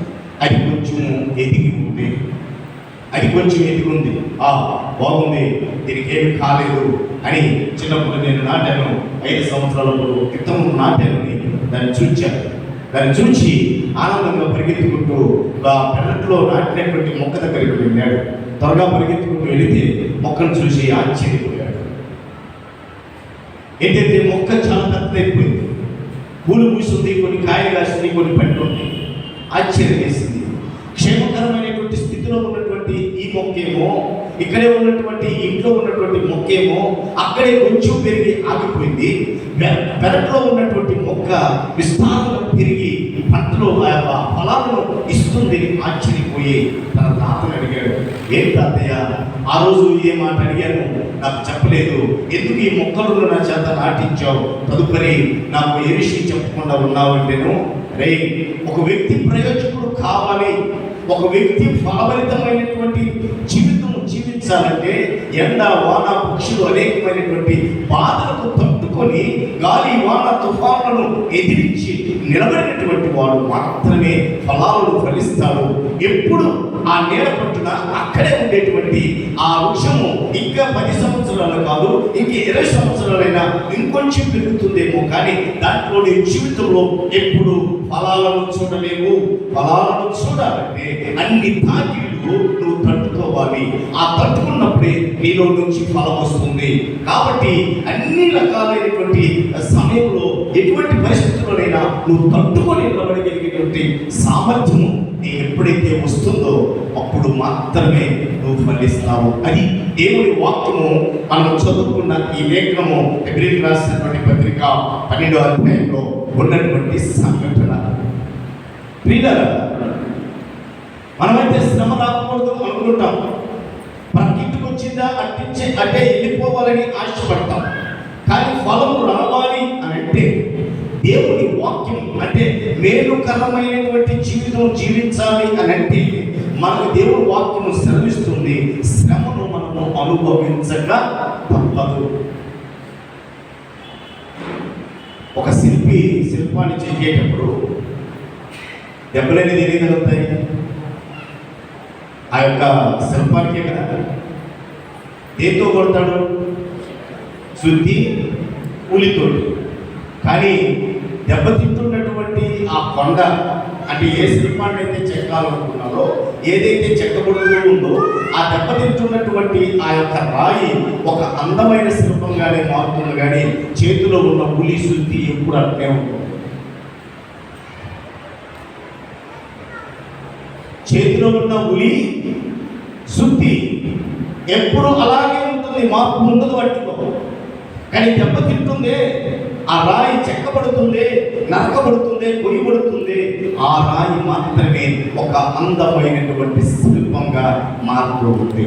అలాగే ఈ లేఖనంలో మనకు తెలియపరుస్తున్నటువంటి సత్యం కూడా అదే సంగతిగా మనము గ్రహించాలి. ఇప్పుడు చెప్పండి, ఎవరు శ్రమల ద్వారా ప్రయాణం కావాలనుకుంటున్నారు? శ్రమలు తినే ఫలాలు తినే అక్కడే ఉందము, ఆ ఫలాలు ఈ బాధలు ఏడబడతావు అనుకున్నటువంటి వారు ఎంతమందో మిమ్మల్ని మీదంటే మనమే ఆలోచన చేయాలి. చూడండి, మొట్టమొదటిగా శ్రమ వలన మనకు కలిగేటువంటి ఒక మేలు ఇక్కడే రాయబడింది. ఏప్రిల్కి రాసినటువంటి పత్రిక 12వ అధ్యాయము 10వ వచనం మనం చూస్తే, వారు కొన్ని దినముల మట్టుకు తనకిష్టం వచ్చినట్లు మనలను శిక్షించింది, కానీ మనము తన పరిశుద్ధతలో పాలు పొందవలనని ఏ వ్యక్తి అయితే ఇటువంటి శ్రమల గుండా ప్రయాణం చేస్తూ ఉంటాడో ఆ వ్యక్తికి ఏమొస్తుందంట? పరిశుద్ధత కావాలి అంటే ప్రభు యొక్క శిక్షకు మనము తల వంచక తప్పదు. పరిశుద్ధత మనం స్వతంత్రించుకోవాలి అంటే ప్రభు ద్వారా మనకు కలిగిన కొద్ది కాలపు శ్రమలను మనం తట్టుకొని నిలబడగలిగితే ఆయన అంటున్నటువంటి మాట ఏమిటంటే, మన మేలు కొరకే. ఏంటంట? మన మేలు కొరకే. పరిశుద్ధత మన జీవితంలోనికి రావాలి అంటే అది మన మేలు కొరకు కొద్ది దినాలు శ్రమ పడవలసిందే. ప్రియులారా, ఈ పరిశుద్ధత, అందుకే ఇక్కడ మనం చదువుకునే 12వ అధ్యాయము 5వ వచనం నుండి, నా కుమారుడు ప్రభు చేయ శిక్షను తృణీకరించుకుము, ఈ మాటలు ఎక్కడున్నాయంటే సామెతల గ్రంథంలో చూస్తాం. ఆ మాట నేను ఇంతకుముందు కూడా చెప్పాను అనుకుంటాను. ఒక వచనం వెనక, అంటే ఇప్పుడు 5వ వచనం కదా, నా అనే ముందు ఒక గీత ఉంది. ఒక గీత అక్కడ ఉంది, ఆ అక్షరం ముందు ఒక గీత ఉంది అంటే అది ఇంతకు ముందు చెప్పబడి ఉన్నది అని సత్యాన్ని మనం గ్రహించాలి. గుర్తి కదైతే ఇక వేరే దాని గురించి ఆలోచించాల్సిన అవసరం లేదు. అది పరిశుద్ధ గ్రంథంలో లిఖితము కాకపోయినా అది ఒక పర్యాయము చెప్పబడింది. ఒక చోట ఏదో ఒక సందర్భంలో అనేటువంటి ఆలోచనలో వెంటనే మనకు కలగాలి. ఒక అక్షరం ఉందో ఒక చిన్న గీత గీయబడి ఉంది అంటే అది పరిశుద్ధ గ్రంథంలో మరొక చోట చెప్పబడి ఉంది అని మనం గ్రహించాలి. ఇది జ్ఞాని అయినటువంటి సొలొమోను మహారాజు చెప్తూ ఉన్నటువంటి మాట. 3వ అధ్యాయంలో 11-12 వచనాల్లో ఆ విషయాల్లో మనం చూస్తాం. సామెతల గ్రంథం 3వ అధ్యాయం 11-12 విషయాల్లో అక్కడ కుమారుడిని తండ్రి శిక్షించడం సహజమే. ఆ శిక్షకు ఎప్పుడైతే ఆ కుమారుడు ఇది నాకు మేలే, ఏమొస్తుంది అంటే నాకు పరిశుద్ధత రావటానికి, నేను పరిశుద్ధపరచబడటానికి, నేను పవిత్రముగా జీవించడానికి అది నాకు మేలే అని మనం గ్రహించాలి.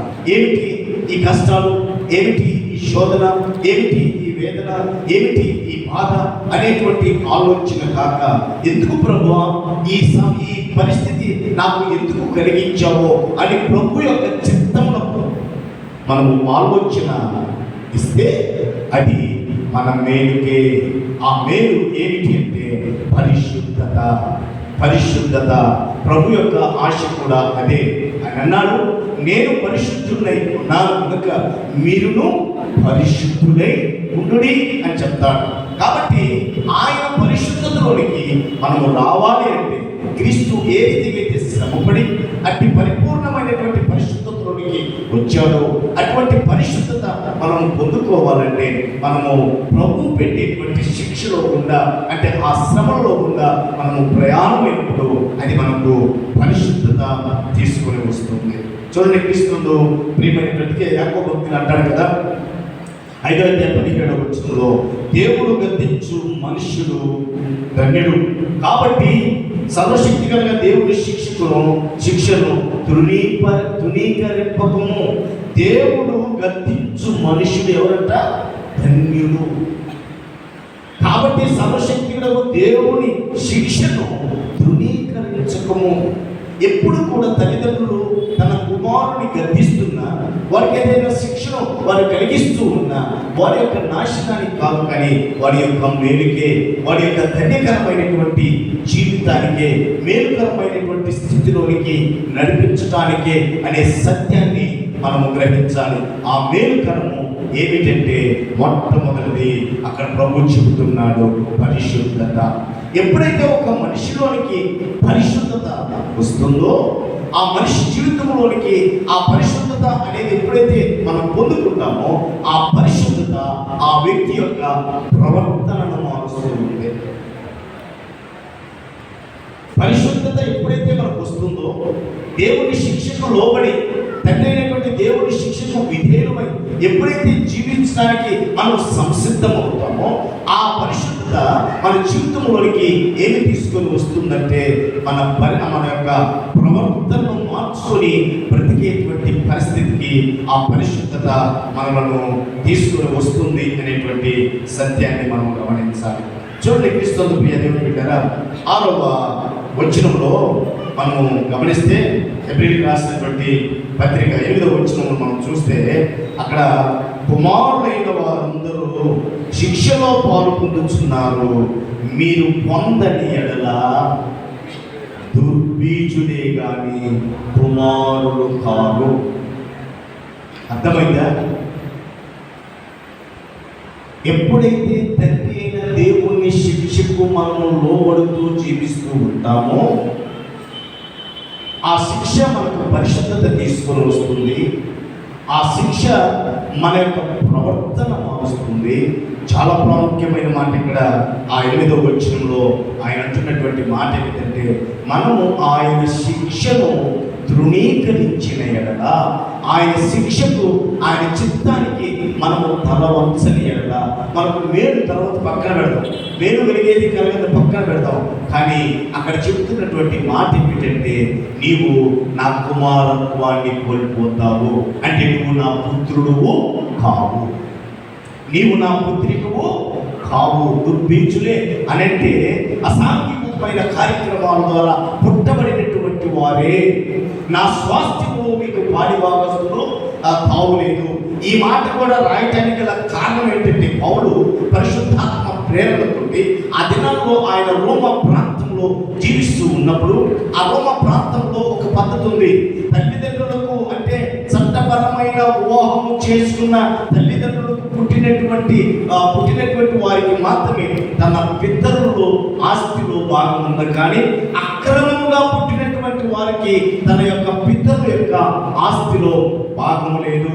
కాబట్టి నువ్వు దేవుని శిక్షను తృణీకరిస్తే నువ్వు ఎవరు అవుతావంటే, అక్రమంగా పుట్టినటువంటి సంతతిలో దేవుని స్వాస్థ్యము పొందుకోలేనటువంటి పుత్రుడు అవుతావు. కాబట్టి దేవుని పుత్రుడుగా నీవు నేను ఉండాలి అంటే, దేవుని యొక్క పరిశుద్ధత, దేవుని యొక్క ఆ పరిశుద్ధత మనలను తీసుకుని వచ్చి ఆయన పుత్రునిగా మనల్ని చెయ్యాలంటే, శిక్ష మన మేలుకే, శిక్ష మన మేలుకే, మరొక మంచిదే.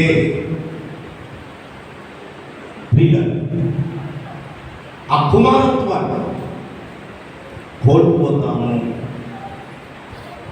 ఆయన కుమారుడుగా, ఆయన కుమార్తెగా పిలువబడేటువంటి అర్హత కోల్పోతాం.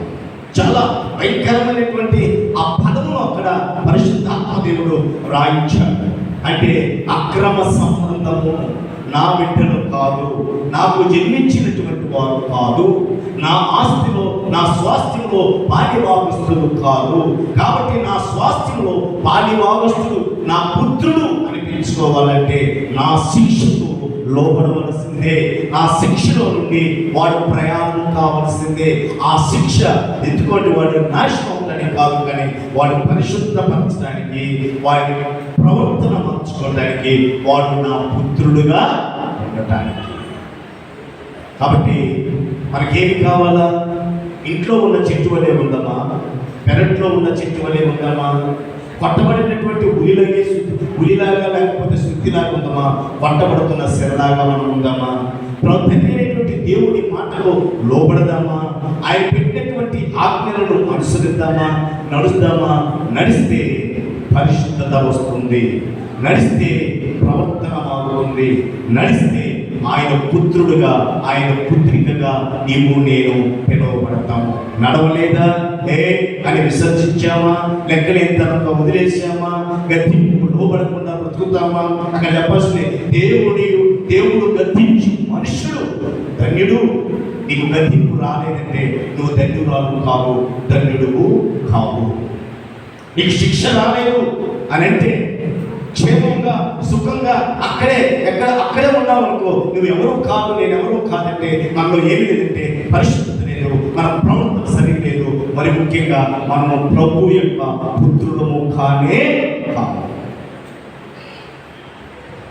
ఇప్పుడు ఆలోచించండి, దేవుడి యొక్క శిక్షలో ప్రయాణించడానికి సిద్ధమేనా?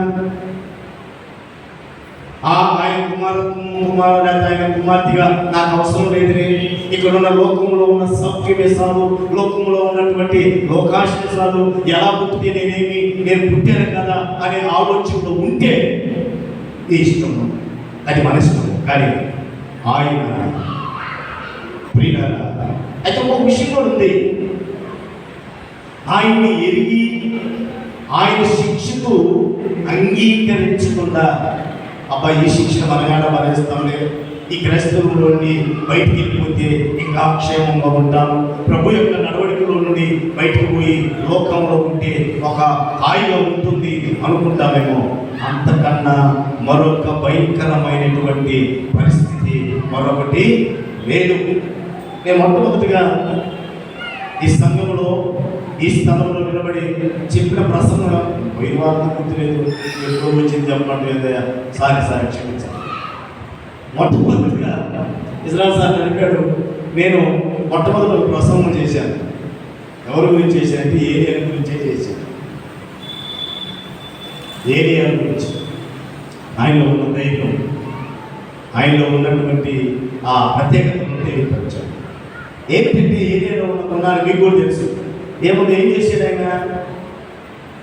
ప్రార్థన చేస్తే ఏం జరిగింది? అమ్మ వర్షం ఆగిపోయింది. ప్రార్థన చేస్తే వర్షము వచ్చింది. ప్రార్థిస్తే ఎక్కడి నుంచి అయింది వచ్చింది? రాకుండా మేము చెప్తాం. ఎక్కడి నుంచి ఆగిన ఎవరా ఏమొచ్చింది? ఆకాశం నుంచి. ఆకాశం నుంచి ఏమొచ్చింది? ఆహారమా? అగ్ని తీర్చబడింది. పశువులను, కట్టెలను, నీళ్లను సైతము దహించి వేసింది. అంటే ఈయన ప్రజలను శాసించగలిగాడు, ప్రకృతిని శాసించగలిగాడు అనేటువంటి విషయాలను నేను నా యొక్క ప్రసంగం ఇక్కడ నేను తెలియపరిచాను. అంటే ప్రకృతిని సైతము శాసించినటువంటి శక్తి కలిగినటువంటి దైవజనుడు. అయితే ఆ కార్యములనే జరిగిన తర్వాత దైవజనుల్లో ఒక విశ్వ గడియలు కూడా మనం చూస్తాం. అదేమిటంటే అహాబు భార్య అయినటువంటి యెజబెలు ఒక వర్తమానం పంపిస్తుంది, రేపు ఏలియాను నేను చంపబోతున్నాను. అంటే ప్రకృతిని సైతము శాసించినటువంటి ఒక దైవజనుడు ఒక స్త్రీ ప్రకటనకు భయపడి ఒక బదిలీల వృక్షం కింద, ఒక బదిలీల వృక్షం కింద కూర్చుని కృషించిపోతున్నాడు. భయపడ్డాడు. ఆ శ్రమలో గుండా ప్రయాణించడానికి భయం అని భయపడ్డాడు. భయపడిపోయి అక్కడ నా ప్రాణం తీసుకో అని అలసిపోయి బలహీనుడై, అనారోగ్యపాలై, శక్తిహీనుడై ఆ చెట్టు కింద పడిపోయిన దుస్థితిని మనం చూస్తాం. పారిపోవాలి, తప్పించుకోవాలి, ఎక్కడో దగ్గరికి వెళ్ళి క్షేమంగా ఉండాలి అని అనుకుంటావేమో. లేదు. అందులో కూడా ప్రయాణం చేస్తే పరిస్థితి వస్తుంది, అందులో కూడా ప్రయాణం చేస్తే ప్రవర్తన మారుతుంది, అందులో కూడా ప్రయాణం చేస్తే దేవుని పుత్రులుగా, పుత్రికలుగా మనం తీర్చబడతాం. అందులో నుంచి పారిపోయి ఎక్కడో దగ్గర దాక్కుని క్షేమంగా ఉందామనుకుంటామా? భయంకరము. మరణము కొరకు ఆరాటపడాలి. మరణమా వచ్చి త్వరగా నన్ను చంపు అని మరణం కొరకు ఎదురు చూడాలి. ఆయాసము, ఏ శక్తిహీనత ఆ చెట్టు కింద పడిపోయేటట్టు చేస్తూ ఉంది. సరే, మళ్ళా దేవుని దూత వచ్చింది, బలపరిచింది. ఇంటికి తరం చదవని 19వ అధ్యాయంలో చూస్తాం ఈ విషయాలు. రాజు రాసినటువంటి మొదటి గ్రంథం బలపరిచిన తర్వాత మరలా మనోడు తిని అబ్బా బలం వచ్చింది అనుకొని ఏదిగా కొనుక్కున్నాడు.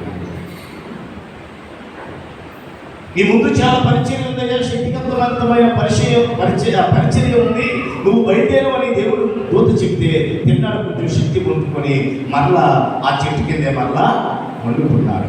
ఇప్పుడు ఏం జరుగుతుందంటే అక్కడ మనం గమనిస్తే ఆ 19వ అధ్యాయం 11 నుంచి 12 వచనాల్లో మనం చూస్తే పెనుగాలి వేసింది.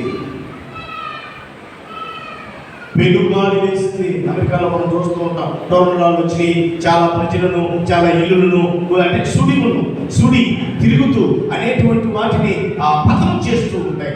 అలాంటి పెనుగాలు వచ్చి ప్రశాంతంగా పడుకుందాం అంటే పడుకోనివ్వదు.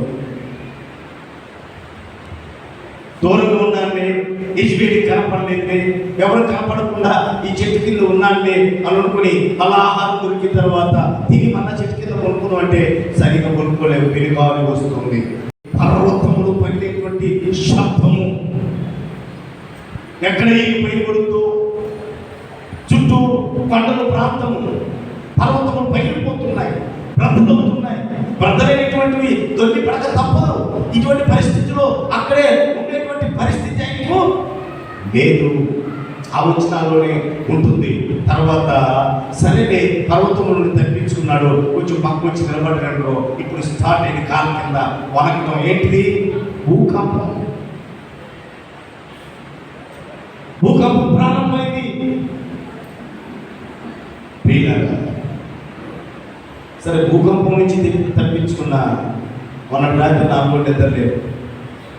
ఆ ఉరుములు వచ్చి నాగబడినట్టే ఉన్నాయి.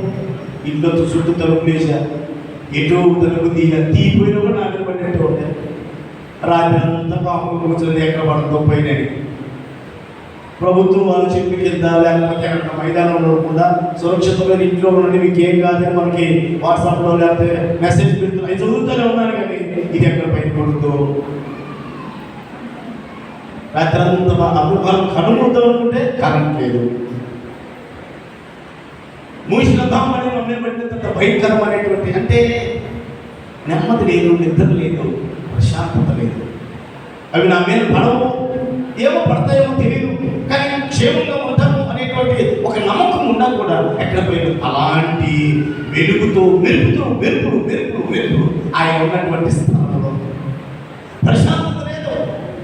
పారిపోయి బ్రతకచ్చలే, తప్పించుకొని తిరగచ్చలే అని అనుకుంటున్నావేమో. సాధ్యము కానే కాదు. ఆయన శిక్షలో ఎప్పుడైతే ఆయన పెడుతున్నటువంటి ఆ పరీక్షకుండా మనం వెళ్తామో అప్పుడు మాత్రమే ఫలం అనేది మనకు వస్తుంది.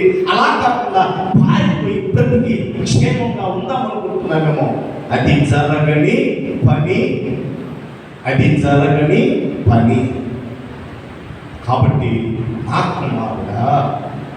నా కుమారుడా ప్రభు చేయు శిక్షను తృణీకరించడము, అది నీకు పరిశుద్ధత, మంచి ప్రవర్తన, ప్రభు పిల్లలు అని తెలియపరుచుకునేటువంటి గొప్ప ఆశీర్వాదము నీకు అనుగ్రహిస్తుంది అని దేవుడి యొక్క వాక్యము మనకు తెలియపరుస్తుంది. కాబట్టి ప్రభు యొక్క పిలుపుకు, ఆయన శిక్షకు మనం లోబడితే మనము పరిశుద్ధులముగా తీర్చబడతాం. పరిశుద్ధులుగా తీర్చబడితే మన ప్రవర్తన మారుతుంది. మనము ప్రభు పిల్లలము అవుతాము, మనం ప్రభు యొక్క పిల్లలము అవుతాము అనేటువంటి సత్యం. రెండో విషయాన్ని మనం గమనిస్తే క్రీస్తుల ప్రియని 11వ వచనంలో చదవబడదు కదా. 11వ వచనంలో ఏమంటే, మరియు ప్రస్తుత మందు సమస్త శిక్షయు దుఃఖకరముగా కనబడినే కానీ సంతోషకరముగా కనబడదు. అయినను దాని అభ్యాసము కలిగిన వారికి అది నీతియను సమాధానమైన ఫలమిచ్చును. ఏమిస్తుందంటే శ్రమ ఫలమిస్తుంది. ఏ ఫలము? సమాధానకరమైన. అభ్యాసం చేస్తే పెరట్లో ఉన్నటువంటి చెట్టు గాలి కొట్టినప్పుడు తన ఏరును గట్టి పెట్టుకుంది, వర్షం వచ్చినప్పుడు కూడా ఆ ఎండకు ఆ వర్షానికి కూడా తట్టుకోగలిగినటువంటి సామర్థ్యము సంపాదించుకుంది. అనేకమైనటువంటి పక్షులు వచ్చి తన మీద వాడిన ఆ దృఢత్వాన్ని బట్టి ఎరగకుండా అది దృఢంగా నిలబడ్డది కాబట్టి దానికి ఫలము వచ్చింది. ఇంట్లో ఉన్నదానికి ఈ అనుభవం లేదు. ఈ శ్రమ గుండా ప్రయాణించినటువంటి ఈ ఇంట్లో నాటబడిన ఆ మొక్కకు అటువంటి అనుభవం లేదు, అటువంటి అభ్యాసం లేదు. ఇప్పుడు ఆ తండ్రి పెట్టినటువంటి ఆ శ్రమ గుండా మనం ప్రయాణం చేస్తే మనకేమొస్తుందంటే మనకు కలిగేటువంటి మేలేమిటో తెలుసా? ఫలము. ఆ ఫలము కూడా సమాధానమే. పరిశుద్ధ గ్రంథంలో ఎన్ని ఫలాలు ఉన్నాయి? గలతీ పత్రికలో 9. చాలాసార్లు చెప్పాను, మీరు మర్చిపోతే అమ్మ ఎక్కడ చెప్పాలి, ఎన్ని చెప్పాను? చెప్పేదే చెప్పు. నాకు అక్కడ ఒకటి, ఎందుకంటే నాకు ఆడ తక్కువ మంది ఉంటారు. తప్పనిసరిగా ఆ నలుగురిని ఖచ్చితంగా వాళ్ళ మొఖాలే చూస్తా, ఇటు పక్క నలుగురు వాళ్ళ మొఖాలే చూస్తా, మరి ఇంటుండ్రా లేదా అబ్జర్వ్ చేస్తా. మీ అందరు ముఖాలు చూస్తున్నారు కానీ దూరంలో వెళ్తున్నారు. ఒకవేళ నానా కొంతమంది అర్థాలు పెట్టున్నారు, తెరుచున్నారు, మూసినారు కూడా తెలియదు. కాబట్టి మీరు ఆత్మ ఎన్ని ఫలాలు మనం ఏం బ్రాంచ్లు లేము 9. ఎన్నో 2 బ్రాంచ్లు లేమో 1. ఇప్పుడు 9నా 1నా చెప్పండి? 9నా 1నా? ఒక దాంట్లో 9. అది ఎన్నో ఉన్నటువంటి విశ్వాసం యొక్క పరిస్థితి. ఆత్మ ఫలము ఏమనగా, ఆత్మ ఫలాలు ఏమనగా కాదు, ఆత్మ ఫలము ఏమనగా. గలతీ పత్రిక 5వ అధ్యాయము 22-23 వచనంలో శరీర ఫలాలు, ఆత్మ ఫలాలు ఉంటాయి. ఆత్మ ఫలము, ఆత్మ ఫలాలు అని బహువచనము అక్కడ రాయబడలేదు, ఏకవచనం మాత్రమే ఉంది. మనము ఆ బత్తాయి కాయలో లేకపోతే దాని ఏమంటారు, దానిమ్మకాయ, కమలాకాయలో కాయ ఒకటే, దాన్ని విడదీస్తే ఎన్ని బద్దలు ఉంటాయో మీరు లెక్క పెట్టుకోండి. అలా ఆత్మఫలము ఒకటే. ఆ ఫలము ఫలించాలి అని అంటే, ఆ ఫలము కావాలి అంటే తండ్రి పెడుతున్నటువంటి శిక్ష, ఆ శిక్షలో ఉన్న ప్రయాణం చేయాలి. అది మనకి ఏమిస్తుందంటే ఆ ఆత్మ ఫలంలో ఉన్న ఒకటి సమాధానం, ఒక గుణము సమాధానం. మేల కీడ. ఇప్పుడు ఆ శ్రమ మనకి మేలు చేసిందా కీడు చేసిందా? కాబట్టి ఈ మాటను మర్చిపోగలే మరొక అదన్నా గుర్తుపెట్టుకోండి చాలు. ఇప్పుడు శ్రమ మన మేలుగా మన కీడుగా? మేలుకే. ఏమిటంటే ఫలము ఇవ్వగలుగుతాము ప్రభువుకి. ప్రభు మనకు సమాధానము అనేటువంటి ఫలము ఇస్తాను. కాబట్టి నేను ఇక ఎన్ని రెఫరెన్స్ అయ్యి నేను మీకు చెప్పడానికి ఫలం ఎలా ఉంటుందంటే, అది మనకి కీర్తనలో మొట్టమొదటి కీర్తన ఏంటి? దుష్టుల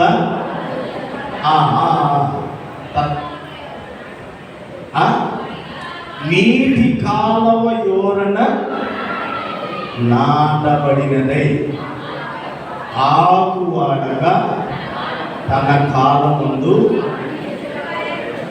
ఏం వాడకంట? మనం 3 పూటలు పోసినామని చెప్పి ఏదో ఒక పూట ఆకు వాడాల్సిందే. కానీ ఆ చెట్టు మాత్రం ఎప్పుడు ఆకు వాడదు. అది ఒకటి అంటే తెలుసా? నీటి కాలువ యోరణ ఏ పడిందే నాటబడింది. అంటే ఎక్కడుండింది అది?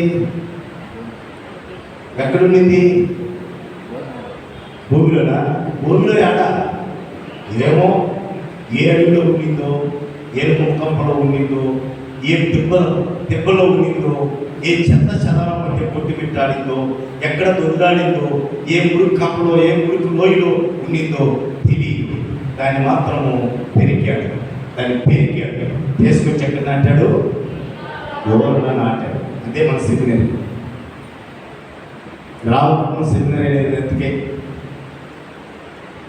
4 మడి 4 పోసిన దగ్గరే ఉంటే ఒడ్డులు రావు. అక్కడ వెరకాల అక్కడ పెరిగి పక్కన ఉన్నటువంటి పొలంలో నాటాలి. అప్పుడు మాత్రమే ఫలము వస్తుంది. అప్పుడు మాత్రమే ఫలము వస్తుంది. ఎక్కడ వారేమో ఎంత నీచమైన స్వభావమో, ఎంత దరిద్రమైనటువంటి బ్రతుకో, ఎంత ఎన్నిక లేనటువంటి స్థితితో, అటువంటి దౌర్భాగ్యులైనటువంటి మనలను ఆయన ఆ బురదలో నుండి, ఆ చెత్తలో నుండి, ఆ భయంకరమైనటువంటి స్థితిలో నుండి వాడిపోతూ ఎండిపోయిన దుస్థితిలో ఉన్నటువంటి మనలను ఆయన తిరిగి తీసుకొని వచ్చి తన సంఘములో నాటినప్పుడు ఫలం ఇవ్వకుండా ఉండగలమా? ఫలము ఇవ్వకుండా ఉండగలమా? నాటినటువంటి అక్కడ పెరిగినటువంటి నాటు, ఎందుకు నాటుకి వెళ్తారు మీరు? నాటుకి వెళ్తే నాట్లు వేసారా? ఉన్నాడు మీరు వేసి పెరిగినప్పుడు ఉన్నటువంటి నారు, మీరు నాటి ఉన్నప్పుడు నారు ఎప్పుడైనా గమనించారా? పెరిగినప్పుడు పచ్చగా ఉంటుంది, నువ్వు నాటి పక్క రోజు పోతే ఎండిపోయి ఉంటుంది, వాడిపోయి ఉంటుంది. ఆ తర్వాత అది ఆ నాటబడిన దగ్గర నుంచి చిగురు వేయటం ప్రారంభమవుతుంది. అది మనం ఆ నుంచి పెరిగేటప్పుడు, ఆ ఏరు నుంచి పెరిగేటప్పుడు అది బాధపడి ఉండొచ్చు, శ్రమపడి ఉండొచ్చు. తీసుకొచ్చి ఇక్కడ నాటారు, అయ్యో ఆ ఉన్నప్పుడు నీళ్లు అన్నీ కూడా పచ్చగా ఉన్నాను, ఏడకొచ్చి మధ్యలో వాడిపోవాల్సి వస్తుంది, వాడిపోయాను, ఇక్కడ నాటపడాను, కొంచెం బాధ కలుగుతుంది. మళ్ళా ఆ బాధ ఆ కొద్ది సమయం 1-2 రోజులు ఎండిపోయినటువంటి చెట్టులాగే మొక్కలాగా కనపడితే 3వ రోజు నుంచి పచ్చగా ఏపుగా ఎదగటానికి ప్రారంభమవుతుంది. అదే శ్రమ. మన తండ్రి అయిన దేవుడు ఆ శ్రమ మనకు పంపించడానికి గల కారణం ఏమిటంటే ఫలమించుటకు. మొట్టమొదటిది మనము పరిశుద్ధంగా ఉండటానికి, రెండవది మనము ఫలమించడానికి, మూడవది మన పేతురు రాసినటువంటి పత్రికలో ఒక మాటను చూపి నేను ముగిస్తూ ఉంటాను. పేతురు రాసిన మొదటి పత్రిక 5వ అధ్యాయం 10వ వచనం చూస్తే, పేతురు రాసినటువంటి మొదటి పత్రిక 5వ అధ్యాయం 10వ వచనం, తన నిత్య మహిమకు క్రీస్తునందు మిమ్ములను పిలిచిన సర్వకృపానిధియకు దేవుడు కొంచెము కాలము మీరు శ్రమపడిన పిమ్మట తానే మిమ్ములను పూర్ణులుగా చేసి స్థిరపరిచి బలపరచును. పూర్ణులుగా, పరిపూర్ణులుగా. మూడో విషయం ఏంటంటే, ఎంతసేపడతా? కొద్ది కాలమే, కొంచెం కాలమే మీరు శ్రమ పడిన పిమ్మట, అంటే నారు అక్కడ పెరిగి ఈ భూమిలో వచ్చి పాతి ఆ మళ్ళా ఆ ఏరు స్థిరపడిన ఈ 1-2 రోజులు మాత్రమే శ్రమ పడిన పిమ్మట నువ్వు స్థిరపరచడానికి, నీవు నేను పూర్ణముగా తీర్చిదిద్దడానికి తండ్రి అయినటువంటి దేవుడు మనకు శిక్ష అనేది పెడుతున్నాడు. అది మన మేలుకే, పరిపూర్ణులుగా మనల్ని చేయటానికి, పరిపూర్ణులుగా మనం చేయటానికి. క్రీస్తునందు ప్రియ దేవుడు బిడ్డరా, మిగిలిన తర్వాత నేను తెలియపరుస్తాను, ఎందుకంటే సమయం అయిపోతుంది కనుక. ప్రభు ప్రేమను బట్టి మీతో నేను తెలియపరిచే మాట ఏమిటంటే, మనకు ఏదైనా ఒక కష్టము వచ్చినా, పరిస్థితులు ప్రతికూలంగా ఉన్నా, ప్రజలు ప్రతికూలంగా ఉన్నా, ప్రకృతి ప్రతికూలంగా ఉన్నా, లేదా శ్రమల గుండా మనం ప్రయాణం చేస్తున్నా, అది మన పరిశుద్ధతకే.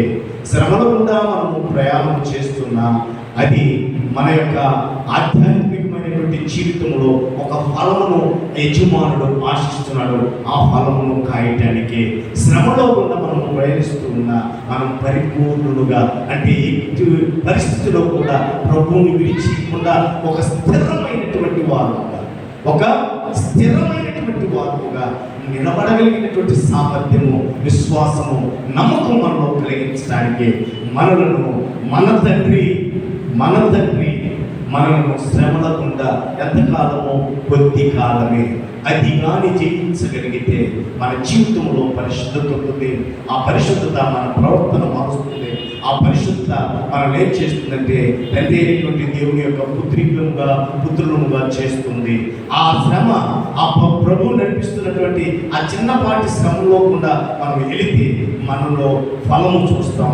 మనము ఫలమును చూస్తాం. నీతి అనేటువంటి ఫలము, లేదా సమాధానం అనేటువంటి ఫలము, లేకపోతే ఆత్మ ఫలంలో ఉన్న ఆ యొక్క ఫలములను మనం చూస్తాం. కాబట్టి మనం శ్రమల గుండా మనల్ని నడిపిస్తూ ఉన్నాడంటే పరిపూర్ణంగా చేయటానికి మనం నడిపిస్తూ ఉన్నాడు. కాబట్టి ఒకవేళ శ్రమ వచ్చిన దేవానికి స్తోత్రము అంటే ఆయన మనను ఆ శిక్షల నుండి నడిపించడానికి గల కారణము మనకు పరిశుద్ధత, మనకు ఫలం ఇచ్చడానికి, మనము పరిపూర్ణము కావడానికి. కాబట్టి ఇవి కావాలంటే ప్రభు అయిన యేసునందు మనం విశ్వసించాలి. ఆయన నీ కొరకు నా కొరకు కల్వరిలో ప్రాణం పెట్టాడు, నమ్మాలి. మన కొరకు మరణించాడు. ఆయన మరణము చేయించి తిరిగి లేచిన దేవుడు మరలా రాబోతున్నాడు.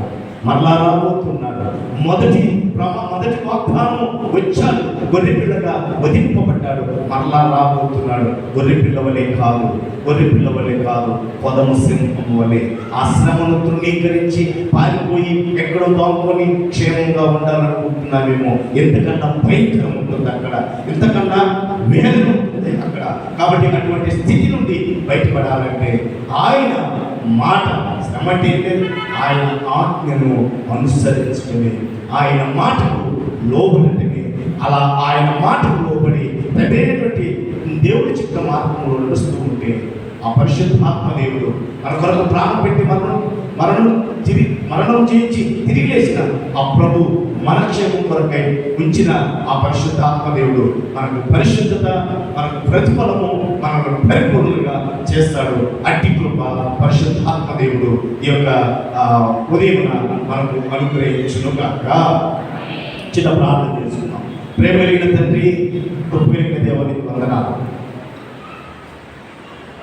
ప్రభువా, శ్రమ మా మేలు కొరకే అని హెబ్రీ పత్రికలో మీరు రాయించిన మాటను బట్టి మీకు వందనాలు. మీకు కృతజ్ఞతలు, స్తోత్రములు చెల్లిస్తున్నాను. మమ్మల్ని మీ చేతికి అప్పగిస్తున్నాం. మమ్మల్ని మీరు పరిశుద్ధులుగా ఉంచాలని మీ ఆశ, మా జీవితంలో ఫలాలను అనుకరించాలని మీ యొక్క ప్రణాళిక, మేము పరిపూర్ణముగా నీ యందు విశ్వాస సహితమైన జీవితం జీవించాలని నీ యొక్క కోరిక కలిగి మమ్మల్ని ప్రభువా తాత్కాలికమైనటువంటి శ్రమల ద్వారా మీరు నడిపించే దేవుడు. అట్టి శ్రమలను మేము ఆహ్వానించి వాటిని ప్రభువా నీ వాక్యానుగుణంగా మేము జీవించడానికి మీ సహాయము మాకు దయచేయాలి. మమ్మల్ని మీ చేతికి సమర్పిస్తూ యేసు నామమున ప్రార్థిస్తూ ఉన్నాను తండ్రి, ఆమేన్. పరిచారకులు రండి. ప్రేమ కలిగిన తండ్రి, కృప కలిగిన దేవునికి వందనాలు తండ్రి. కానుకలను సమర్పించిన ప్రియ సహోదరులను, సహోదరులను, కుటుంబాలను సజీవుడు, సర్వాధికారి అయిన దేవుడు అయిన మీ చేతికి సమర్పిస్తుండగా మీ ఆత్మతో నింపి మీ నామహత్మగా వారి కుటుంబాలను మీరు దీవించండి. ఆయా రీతిగా కానుకించిన వీళ్ళందరినీ కూడా మీరు ఆశీర్వదించండి. అలాగే పిడికిలి మీరు తీసుకొచ్చిన వారిని, ప్రథమ ఫలములు తీసుకొచ్చినటువంటి వారిని కూడా మీరు దీవించి ఆశీర్వదించి కృపలో భద్రపరచండి. అందరినీ మీ చేతికి అప్పగిస్తాను. యేసు నామమున ప్రార్థిస్తూ ఉన్నాం తండ్రి, ఆమేన్. ముగింపు ప్రార్థన. ఆశీర్వాద గీతము ప్రభు నేర్పిన ప్రార్థన, ఆశీర్వాదము ముగింపు కీర్తనతోటి సమర్పిస్తుంది. ప్రార్థన చేస్తుంది. ప్రేమ కలిగిన తండ్రి, కృప కలిగిన దేవానికి వందనాలు. జీవం కలిగిన రక్షక, జీవాధిపతి మీకు కృతజ్ఞతలు, స్తోత్రములు చెల్లిస్తున్నాను. ఈ పునరుద్ధానమున ఇంతవరకు మీరు మాకు తోడుగా ఉండి ఈ నామ మహిమార్థముగా ప్రభువా మమ్మల్ని మీరు నడిపించినందుకే స్తోత్రములు తండ్రి. కీర్తించట్లోనూ, ప్రార్థించట్లోనూ, అలాగే ప్రకటించట్లోనూ అన్నింటిలో మీరు మాకు తోడుగా ఉన్నారు. స్తోత్రములు. గడిచిన దినాలంతయు మీ కృపాక్షేమములు మాతో ఉంచారని బట్టి వందనాలు. ముందున్నటువంటి దినాలలో కూడా మీ సన్నిధిని మాకు తోడుగా ఉంచి నడిపింపచేయండి. ఈ పునరుద్ధాన దినం నుండి మళ్ళా వచ్చే పునరుద్ధాన దినం వరకు జరుగుతున్న సంఘ కార్యక్రమాలు కావచ్చు, సంఘస్థుల యొక్క జీవితాల్లో కావచ్చు, మీరే తోడుగా నడిపించండి. ముఖ్యంగా బలహీనులైనటువంటి ప్రసాద్ అన్న గారి యొక్క కుమారుడు ప్రదీప్ని జ్ఞాపకం చేసుకొని పరిపూర్ణమైన ఆరోగ్యం దయచేయండి. రాజేష్ కన్నకు పరిపూర్ణమైనటువంటి శక్తి బలాన్ని కూడా ఆ గాయాన్ని తీసి ఇంటి బలహీనలు ఎంతైతే ఉన్నారో వారందరినీ బలపరచాలి. ఇదిగో ప్రభా, ఈ వారంలో ఈ మాసంలో 23వ తారీఖున మా సహోదరుడు నీ నామం ఎరిగి రక్షణ బాప్తిస్తం తీసుకొని దాని తండ్రి వివాహ వ్యవస్థలోనికి ప్రవేశిస్తూ ఉన్న అశోకుని బట్టి నీకు వందనాలు. ఆ పెళ్లి పరిశుద్ధ వివాహం ఈ నామ మహిమార్థముగా జరిగించమని ఇరుపక్షాల కుటుంబాలకు కావలసిన ప్రతి వనరులను మీరే సమకూర్చి సహాయం దయచేయమని కూడా ప్రార్థిస్తూ తన న్యాయరీతిగా కానుకలు ఇచ్చినటువంటి బిడ్డలను తండ్రి బిడ్డలు మేము ప్రథమ ఫలాలు తెచ్చిన బిడ్డలందరినీ కూడా మీరు దీవించి నిశ్చితమైతే నీ రాకడ ఆలస్యమైతే మరొక పునరుత్థానాన్ని మేము ఈ స్థలంలో చేరి మిమ్మల్ని స్తుతించుకొని మీ కృపా కాపుదల భద్రత మా అందరూ ప్రేమించడానికి పంచి యేసు నామమున ప్రార్థిస్తున్నాము తండ్రి, ఆమేన్.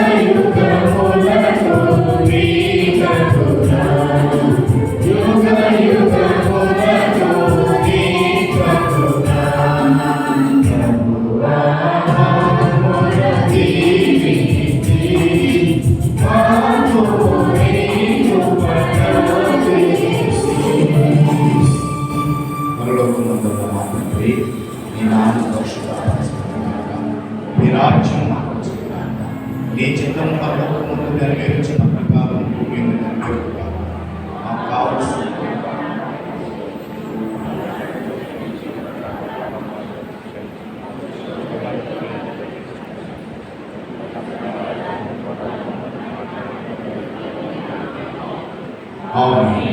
మన పరమ తండ్రి అయినటువంటి దేవుని యొక్క ప్రేమ, కుమారుడు రక్షకుడైన యేసుక్రీస్తు ప్రభువారి యొక్క కృప, ఆదరణకర్త అయినటువంటి పరిశుద్ధాత్మ దేవుని యొక్క అన్యోన్య సహవాసము సన్నిధి కాపు చేర్చిన మనెల్లరి మీదను, ఇదిగో ముందున్న దినాల్లో జరుగుతున్న ప్రతి కార్యం మీదను, సకల పరిశుద్ధుని మీదను ఇప్పుడు ఎల్లప్పుడూ సదాకాలము తోడుయుండి ఆశీర్వదించి దీవించునుగాక. ఆశీర్వాదం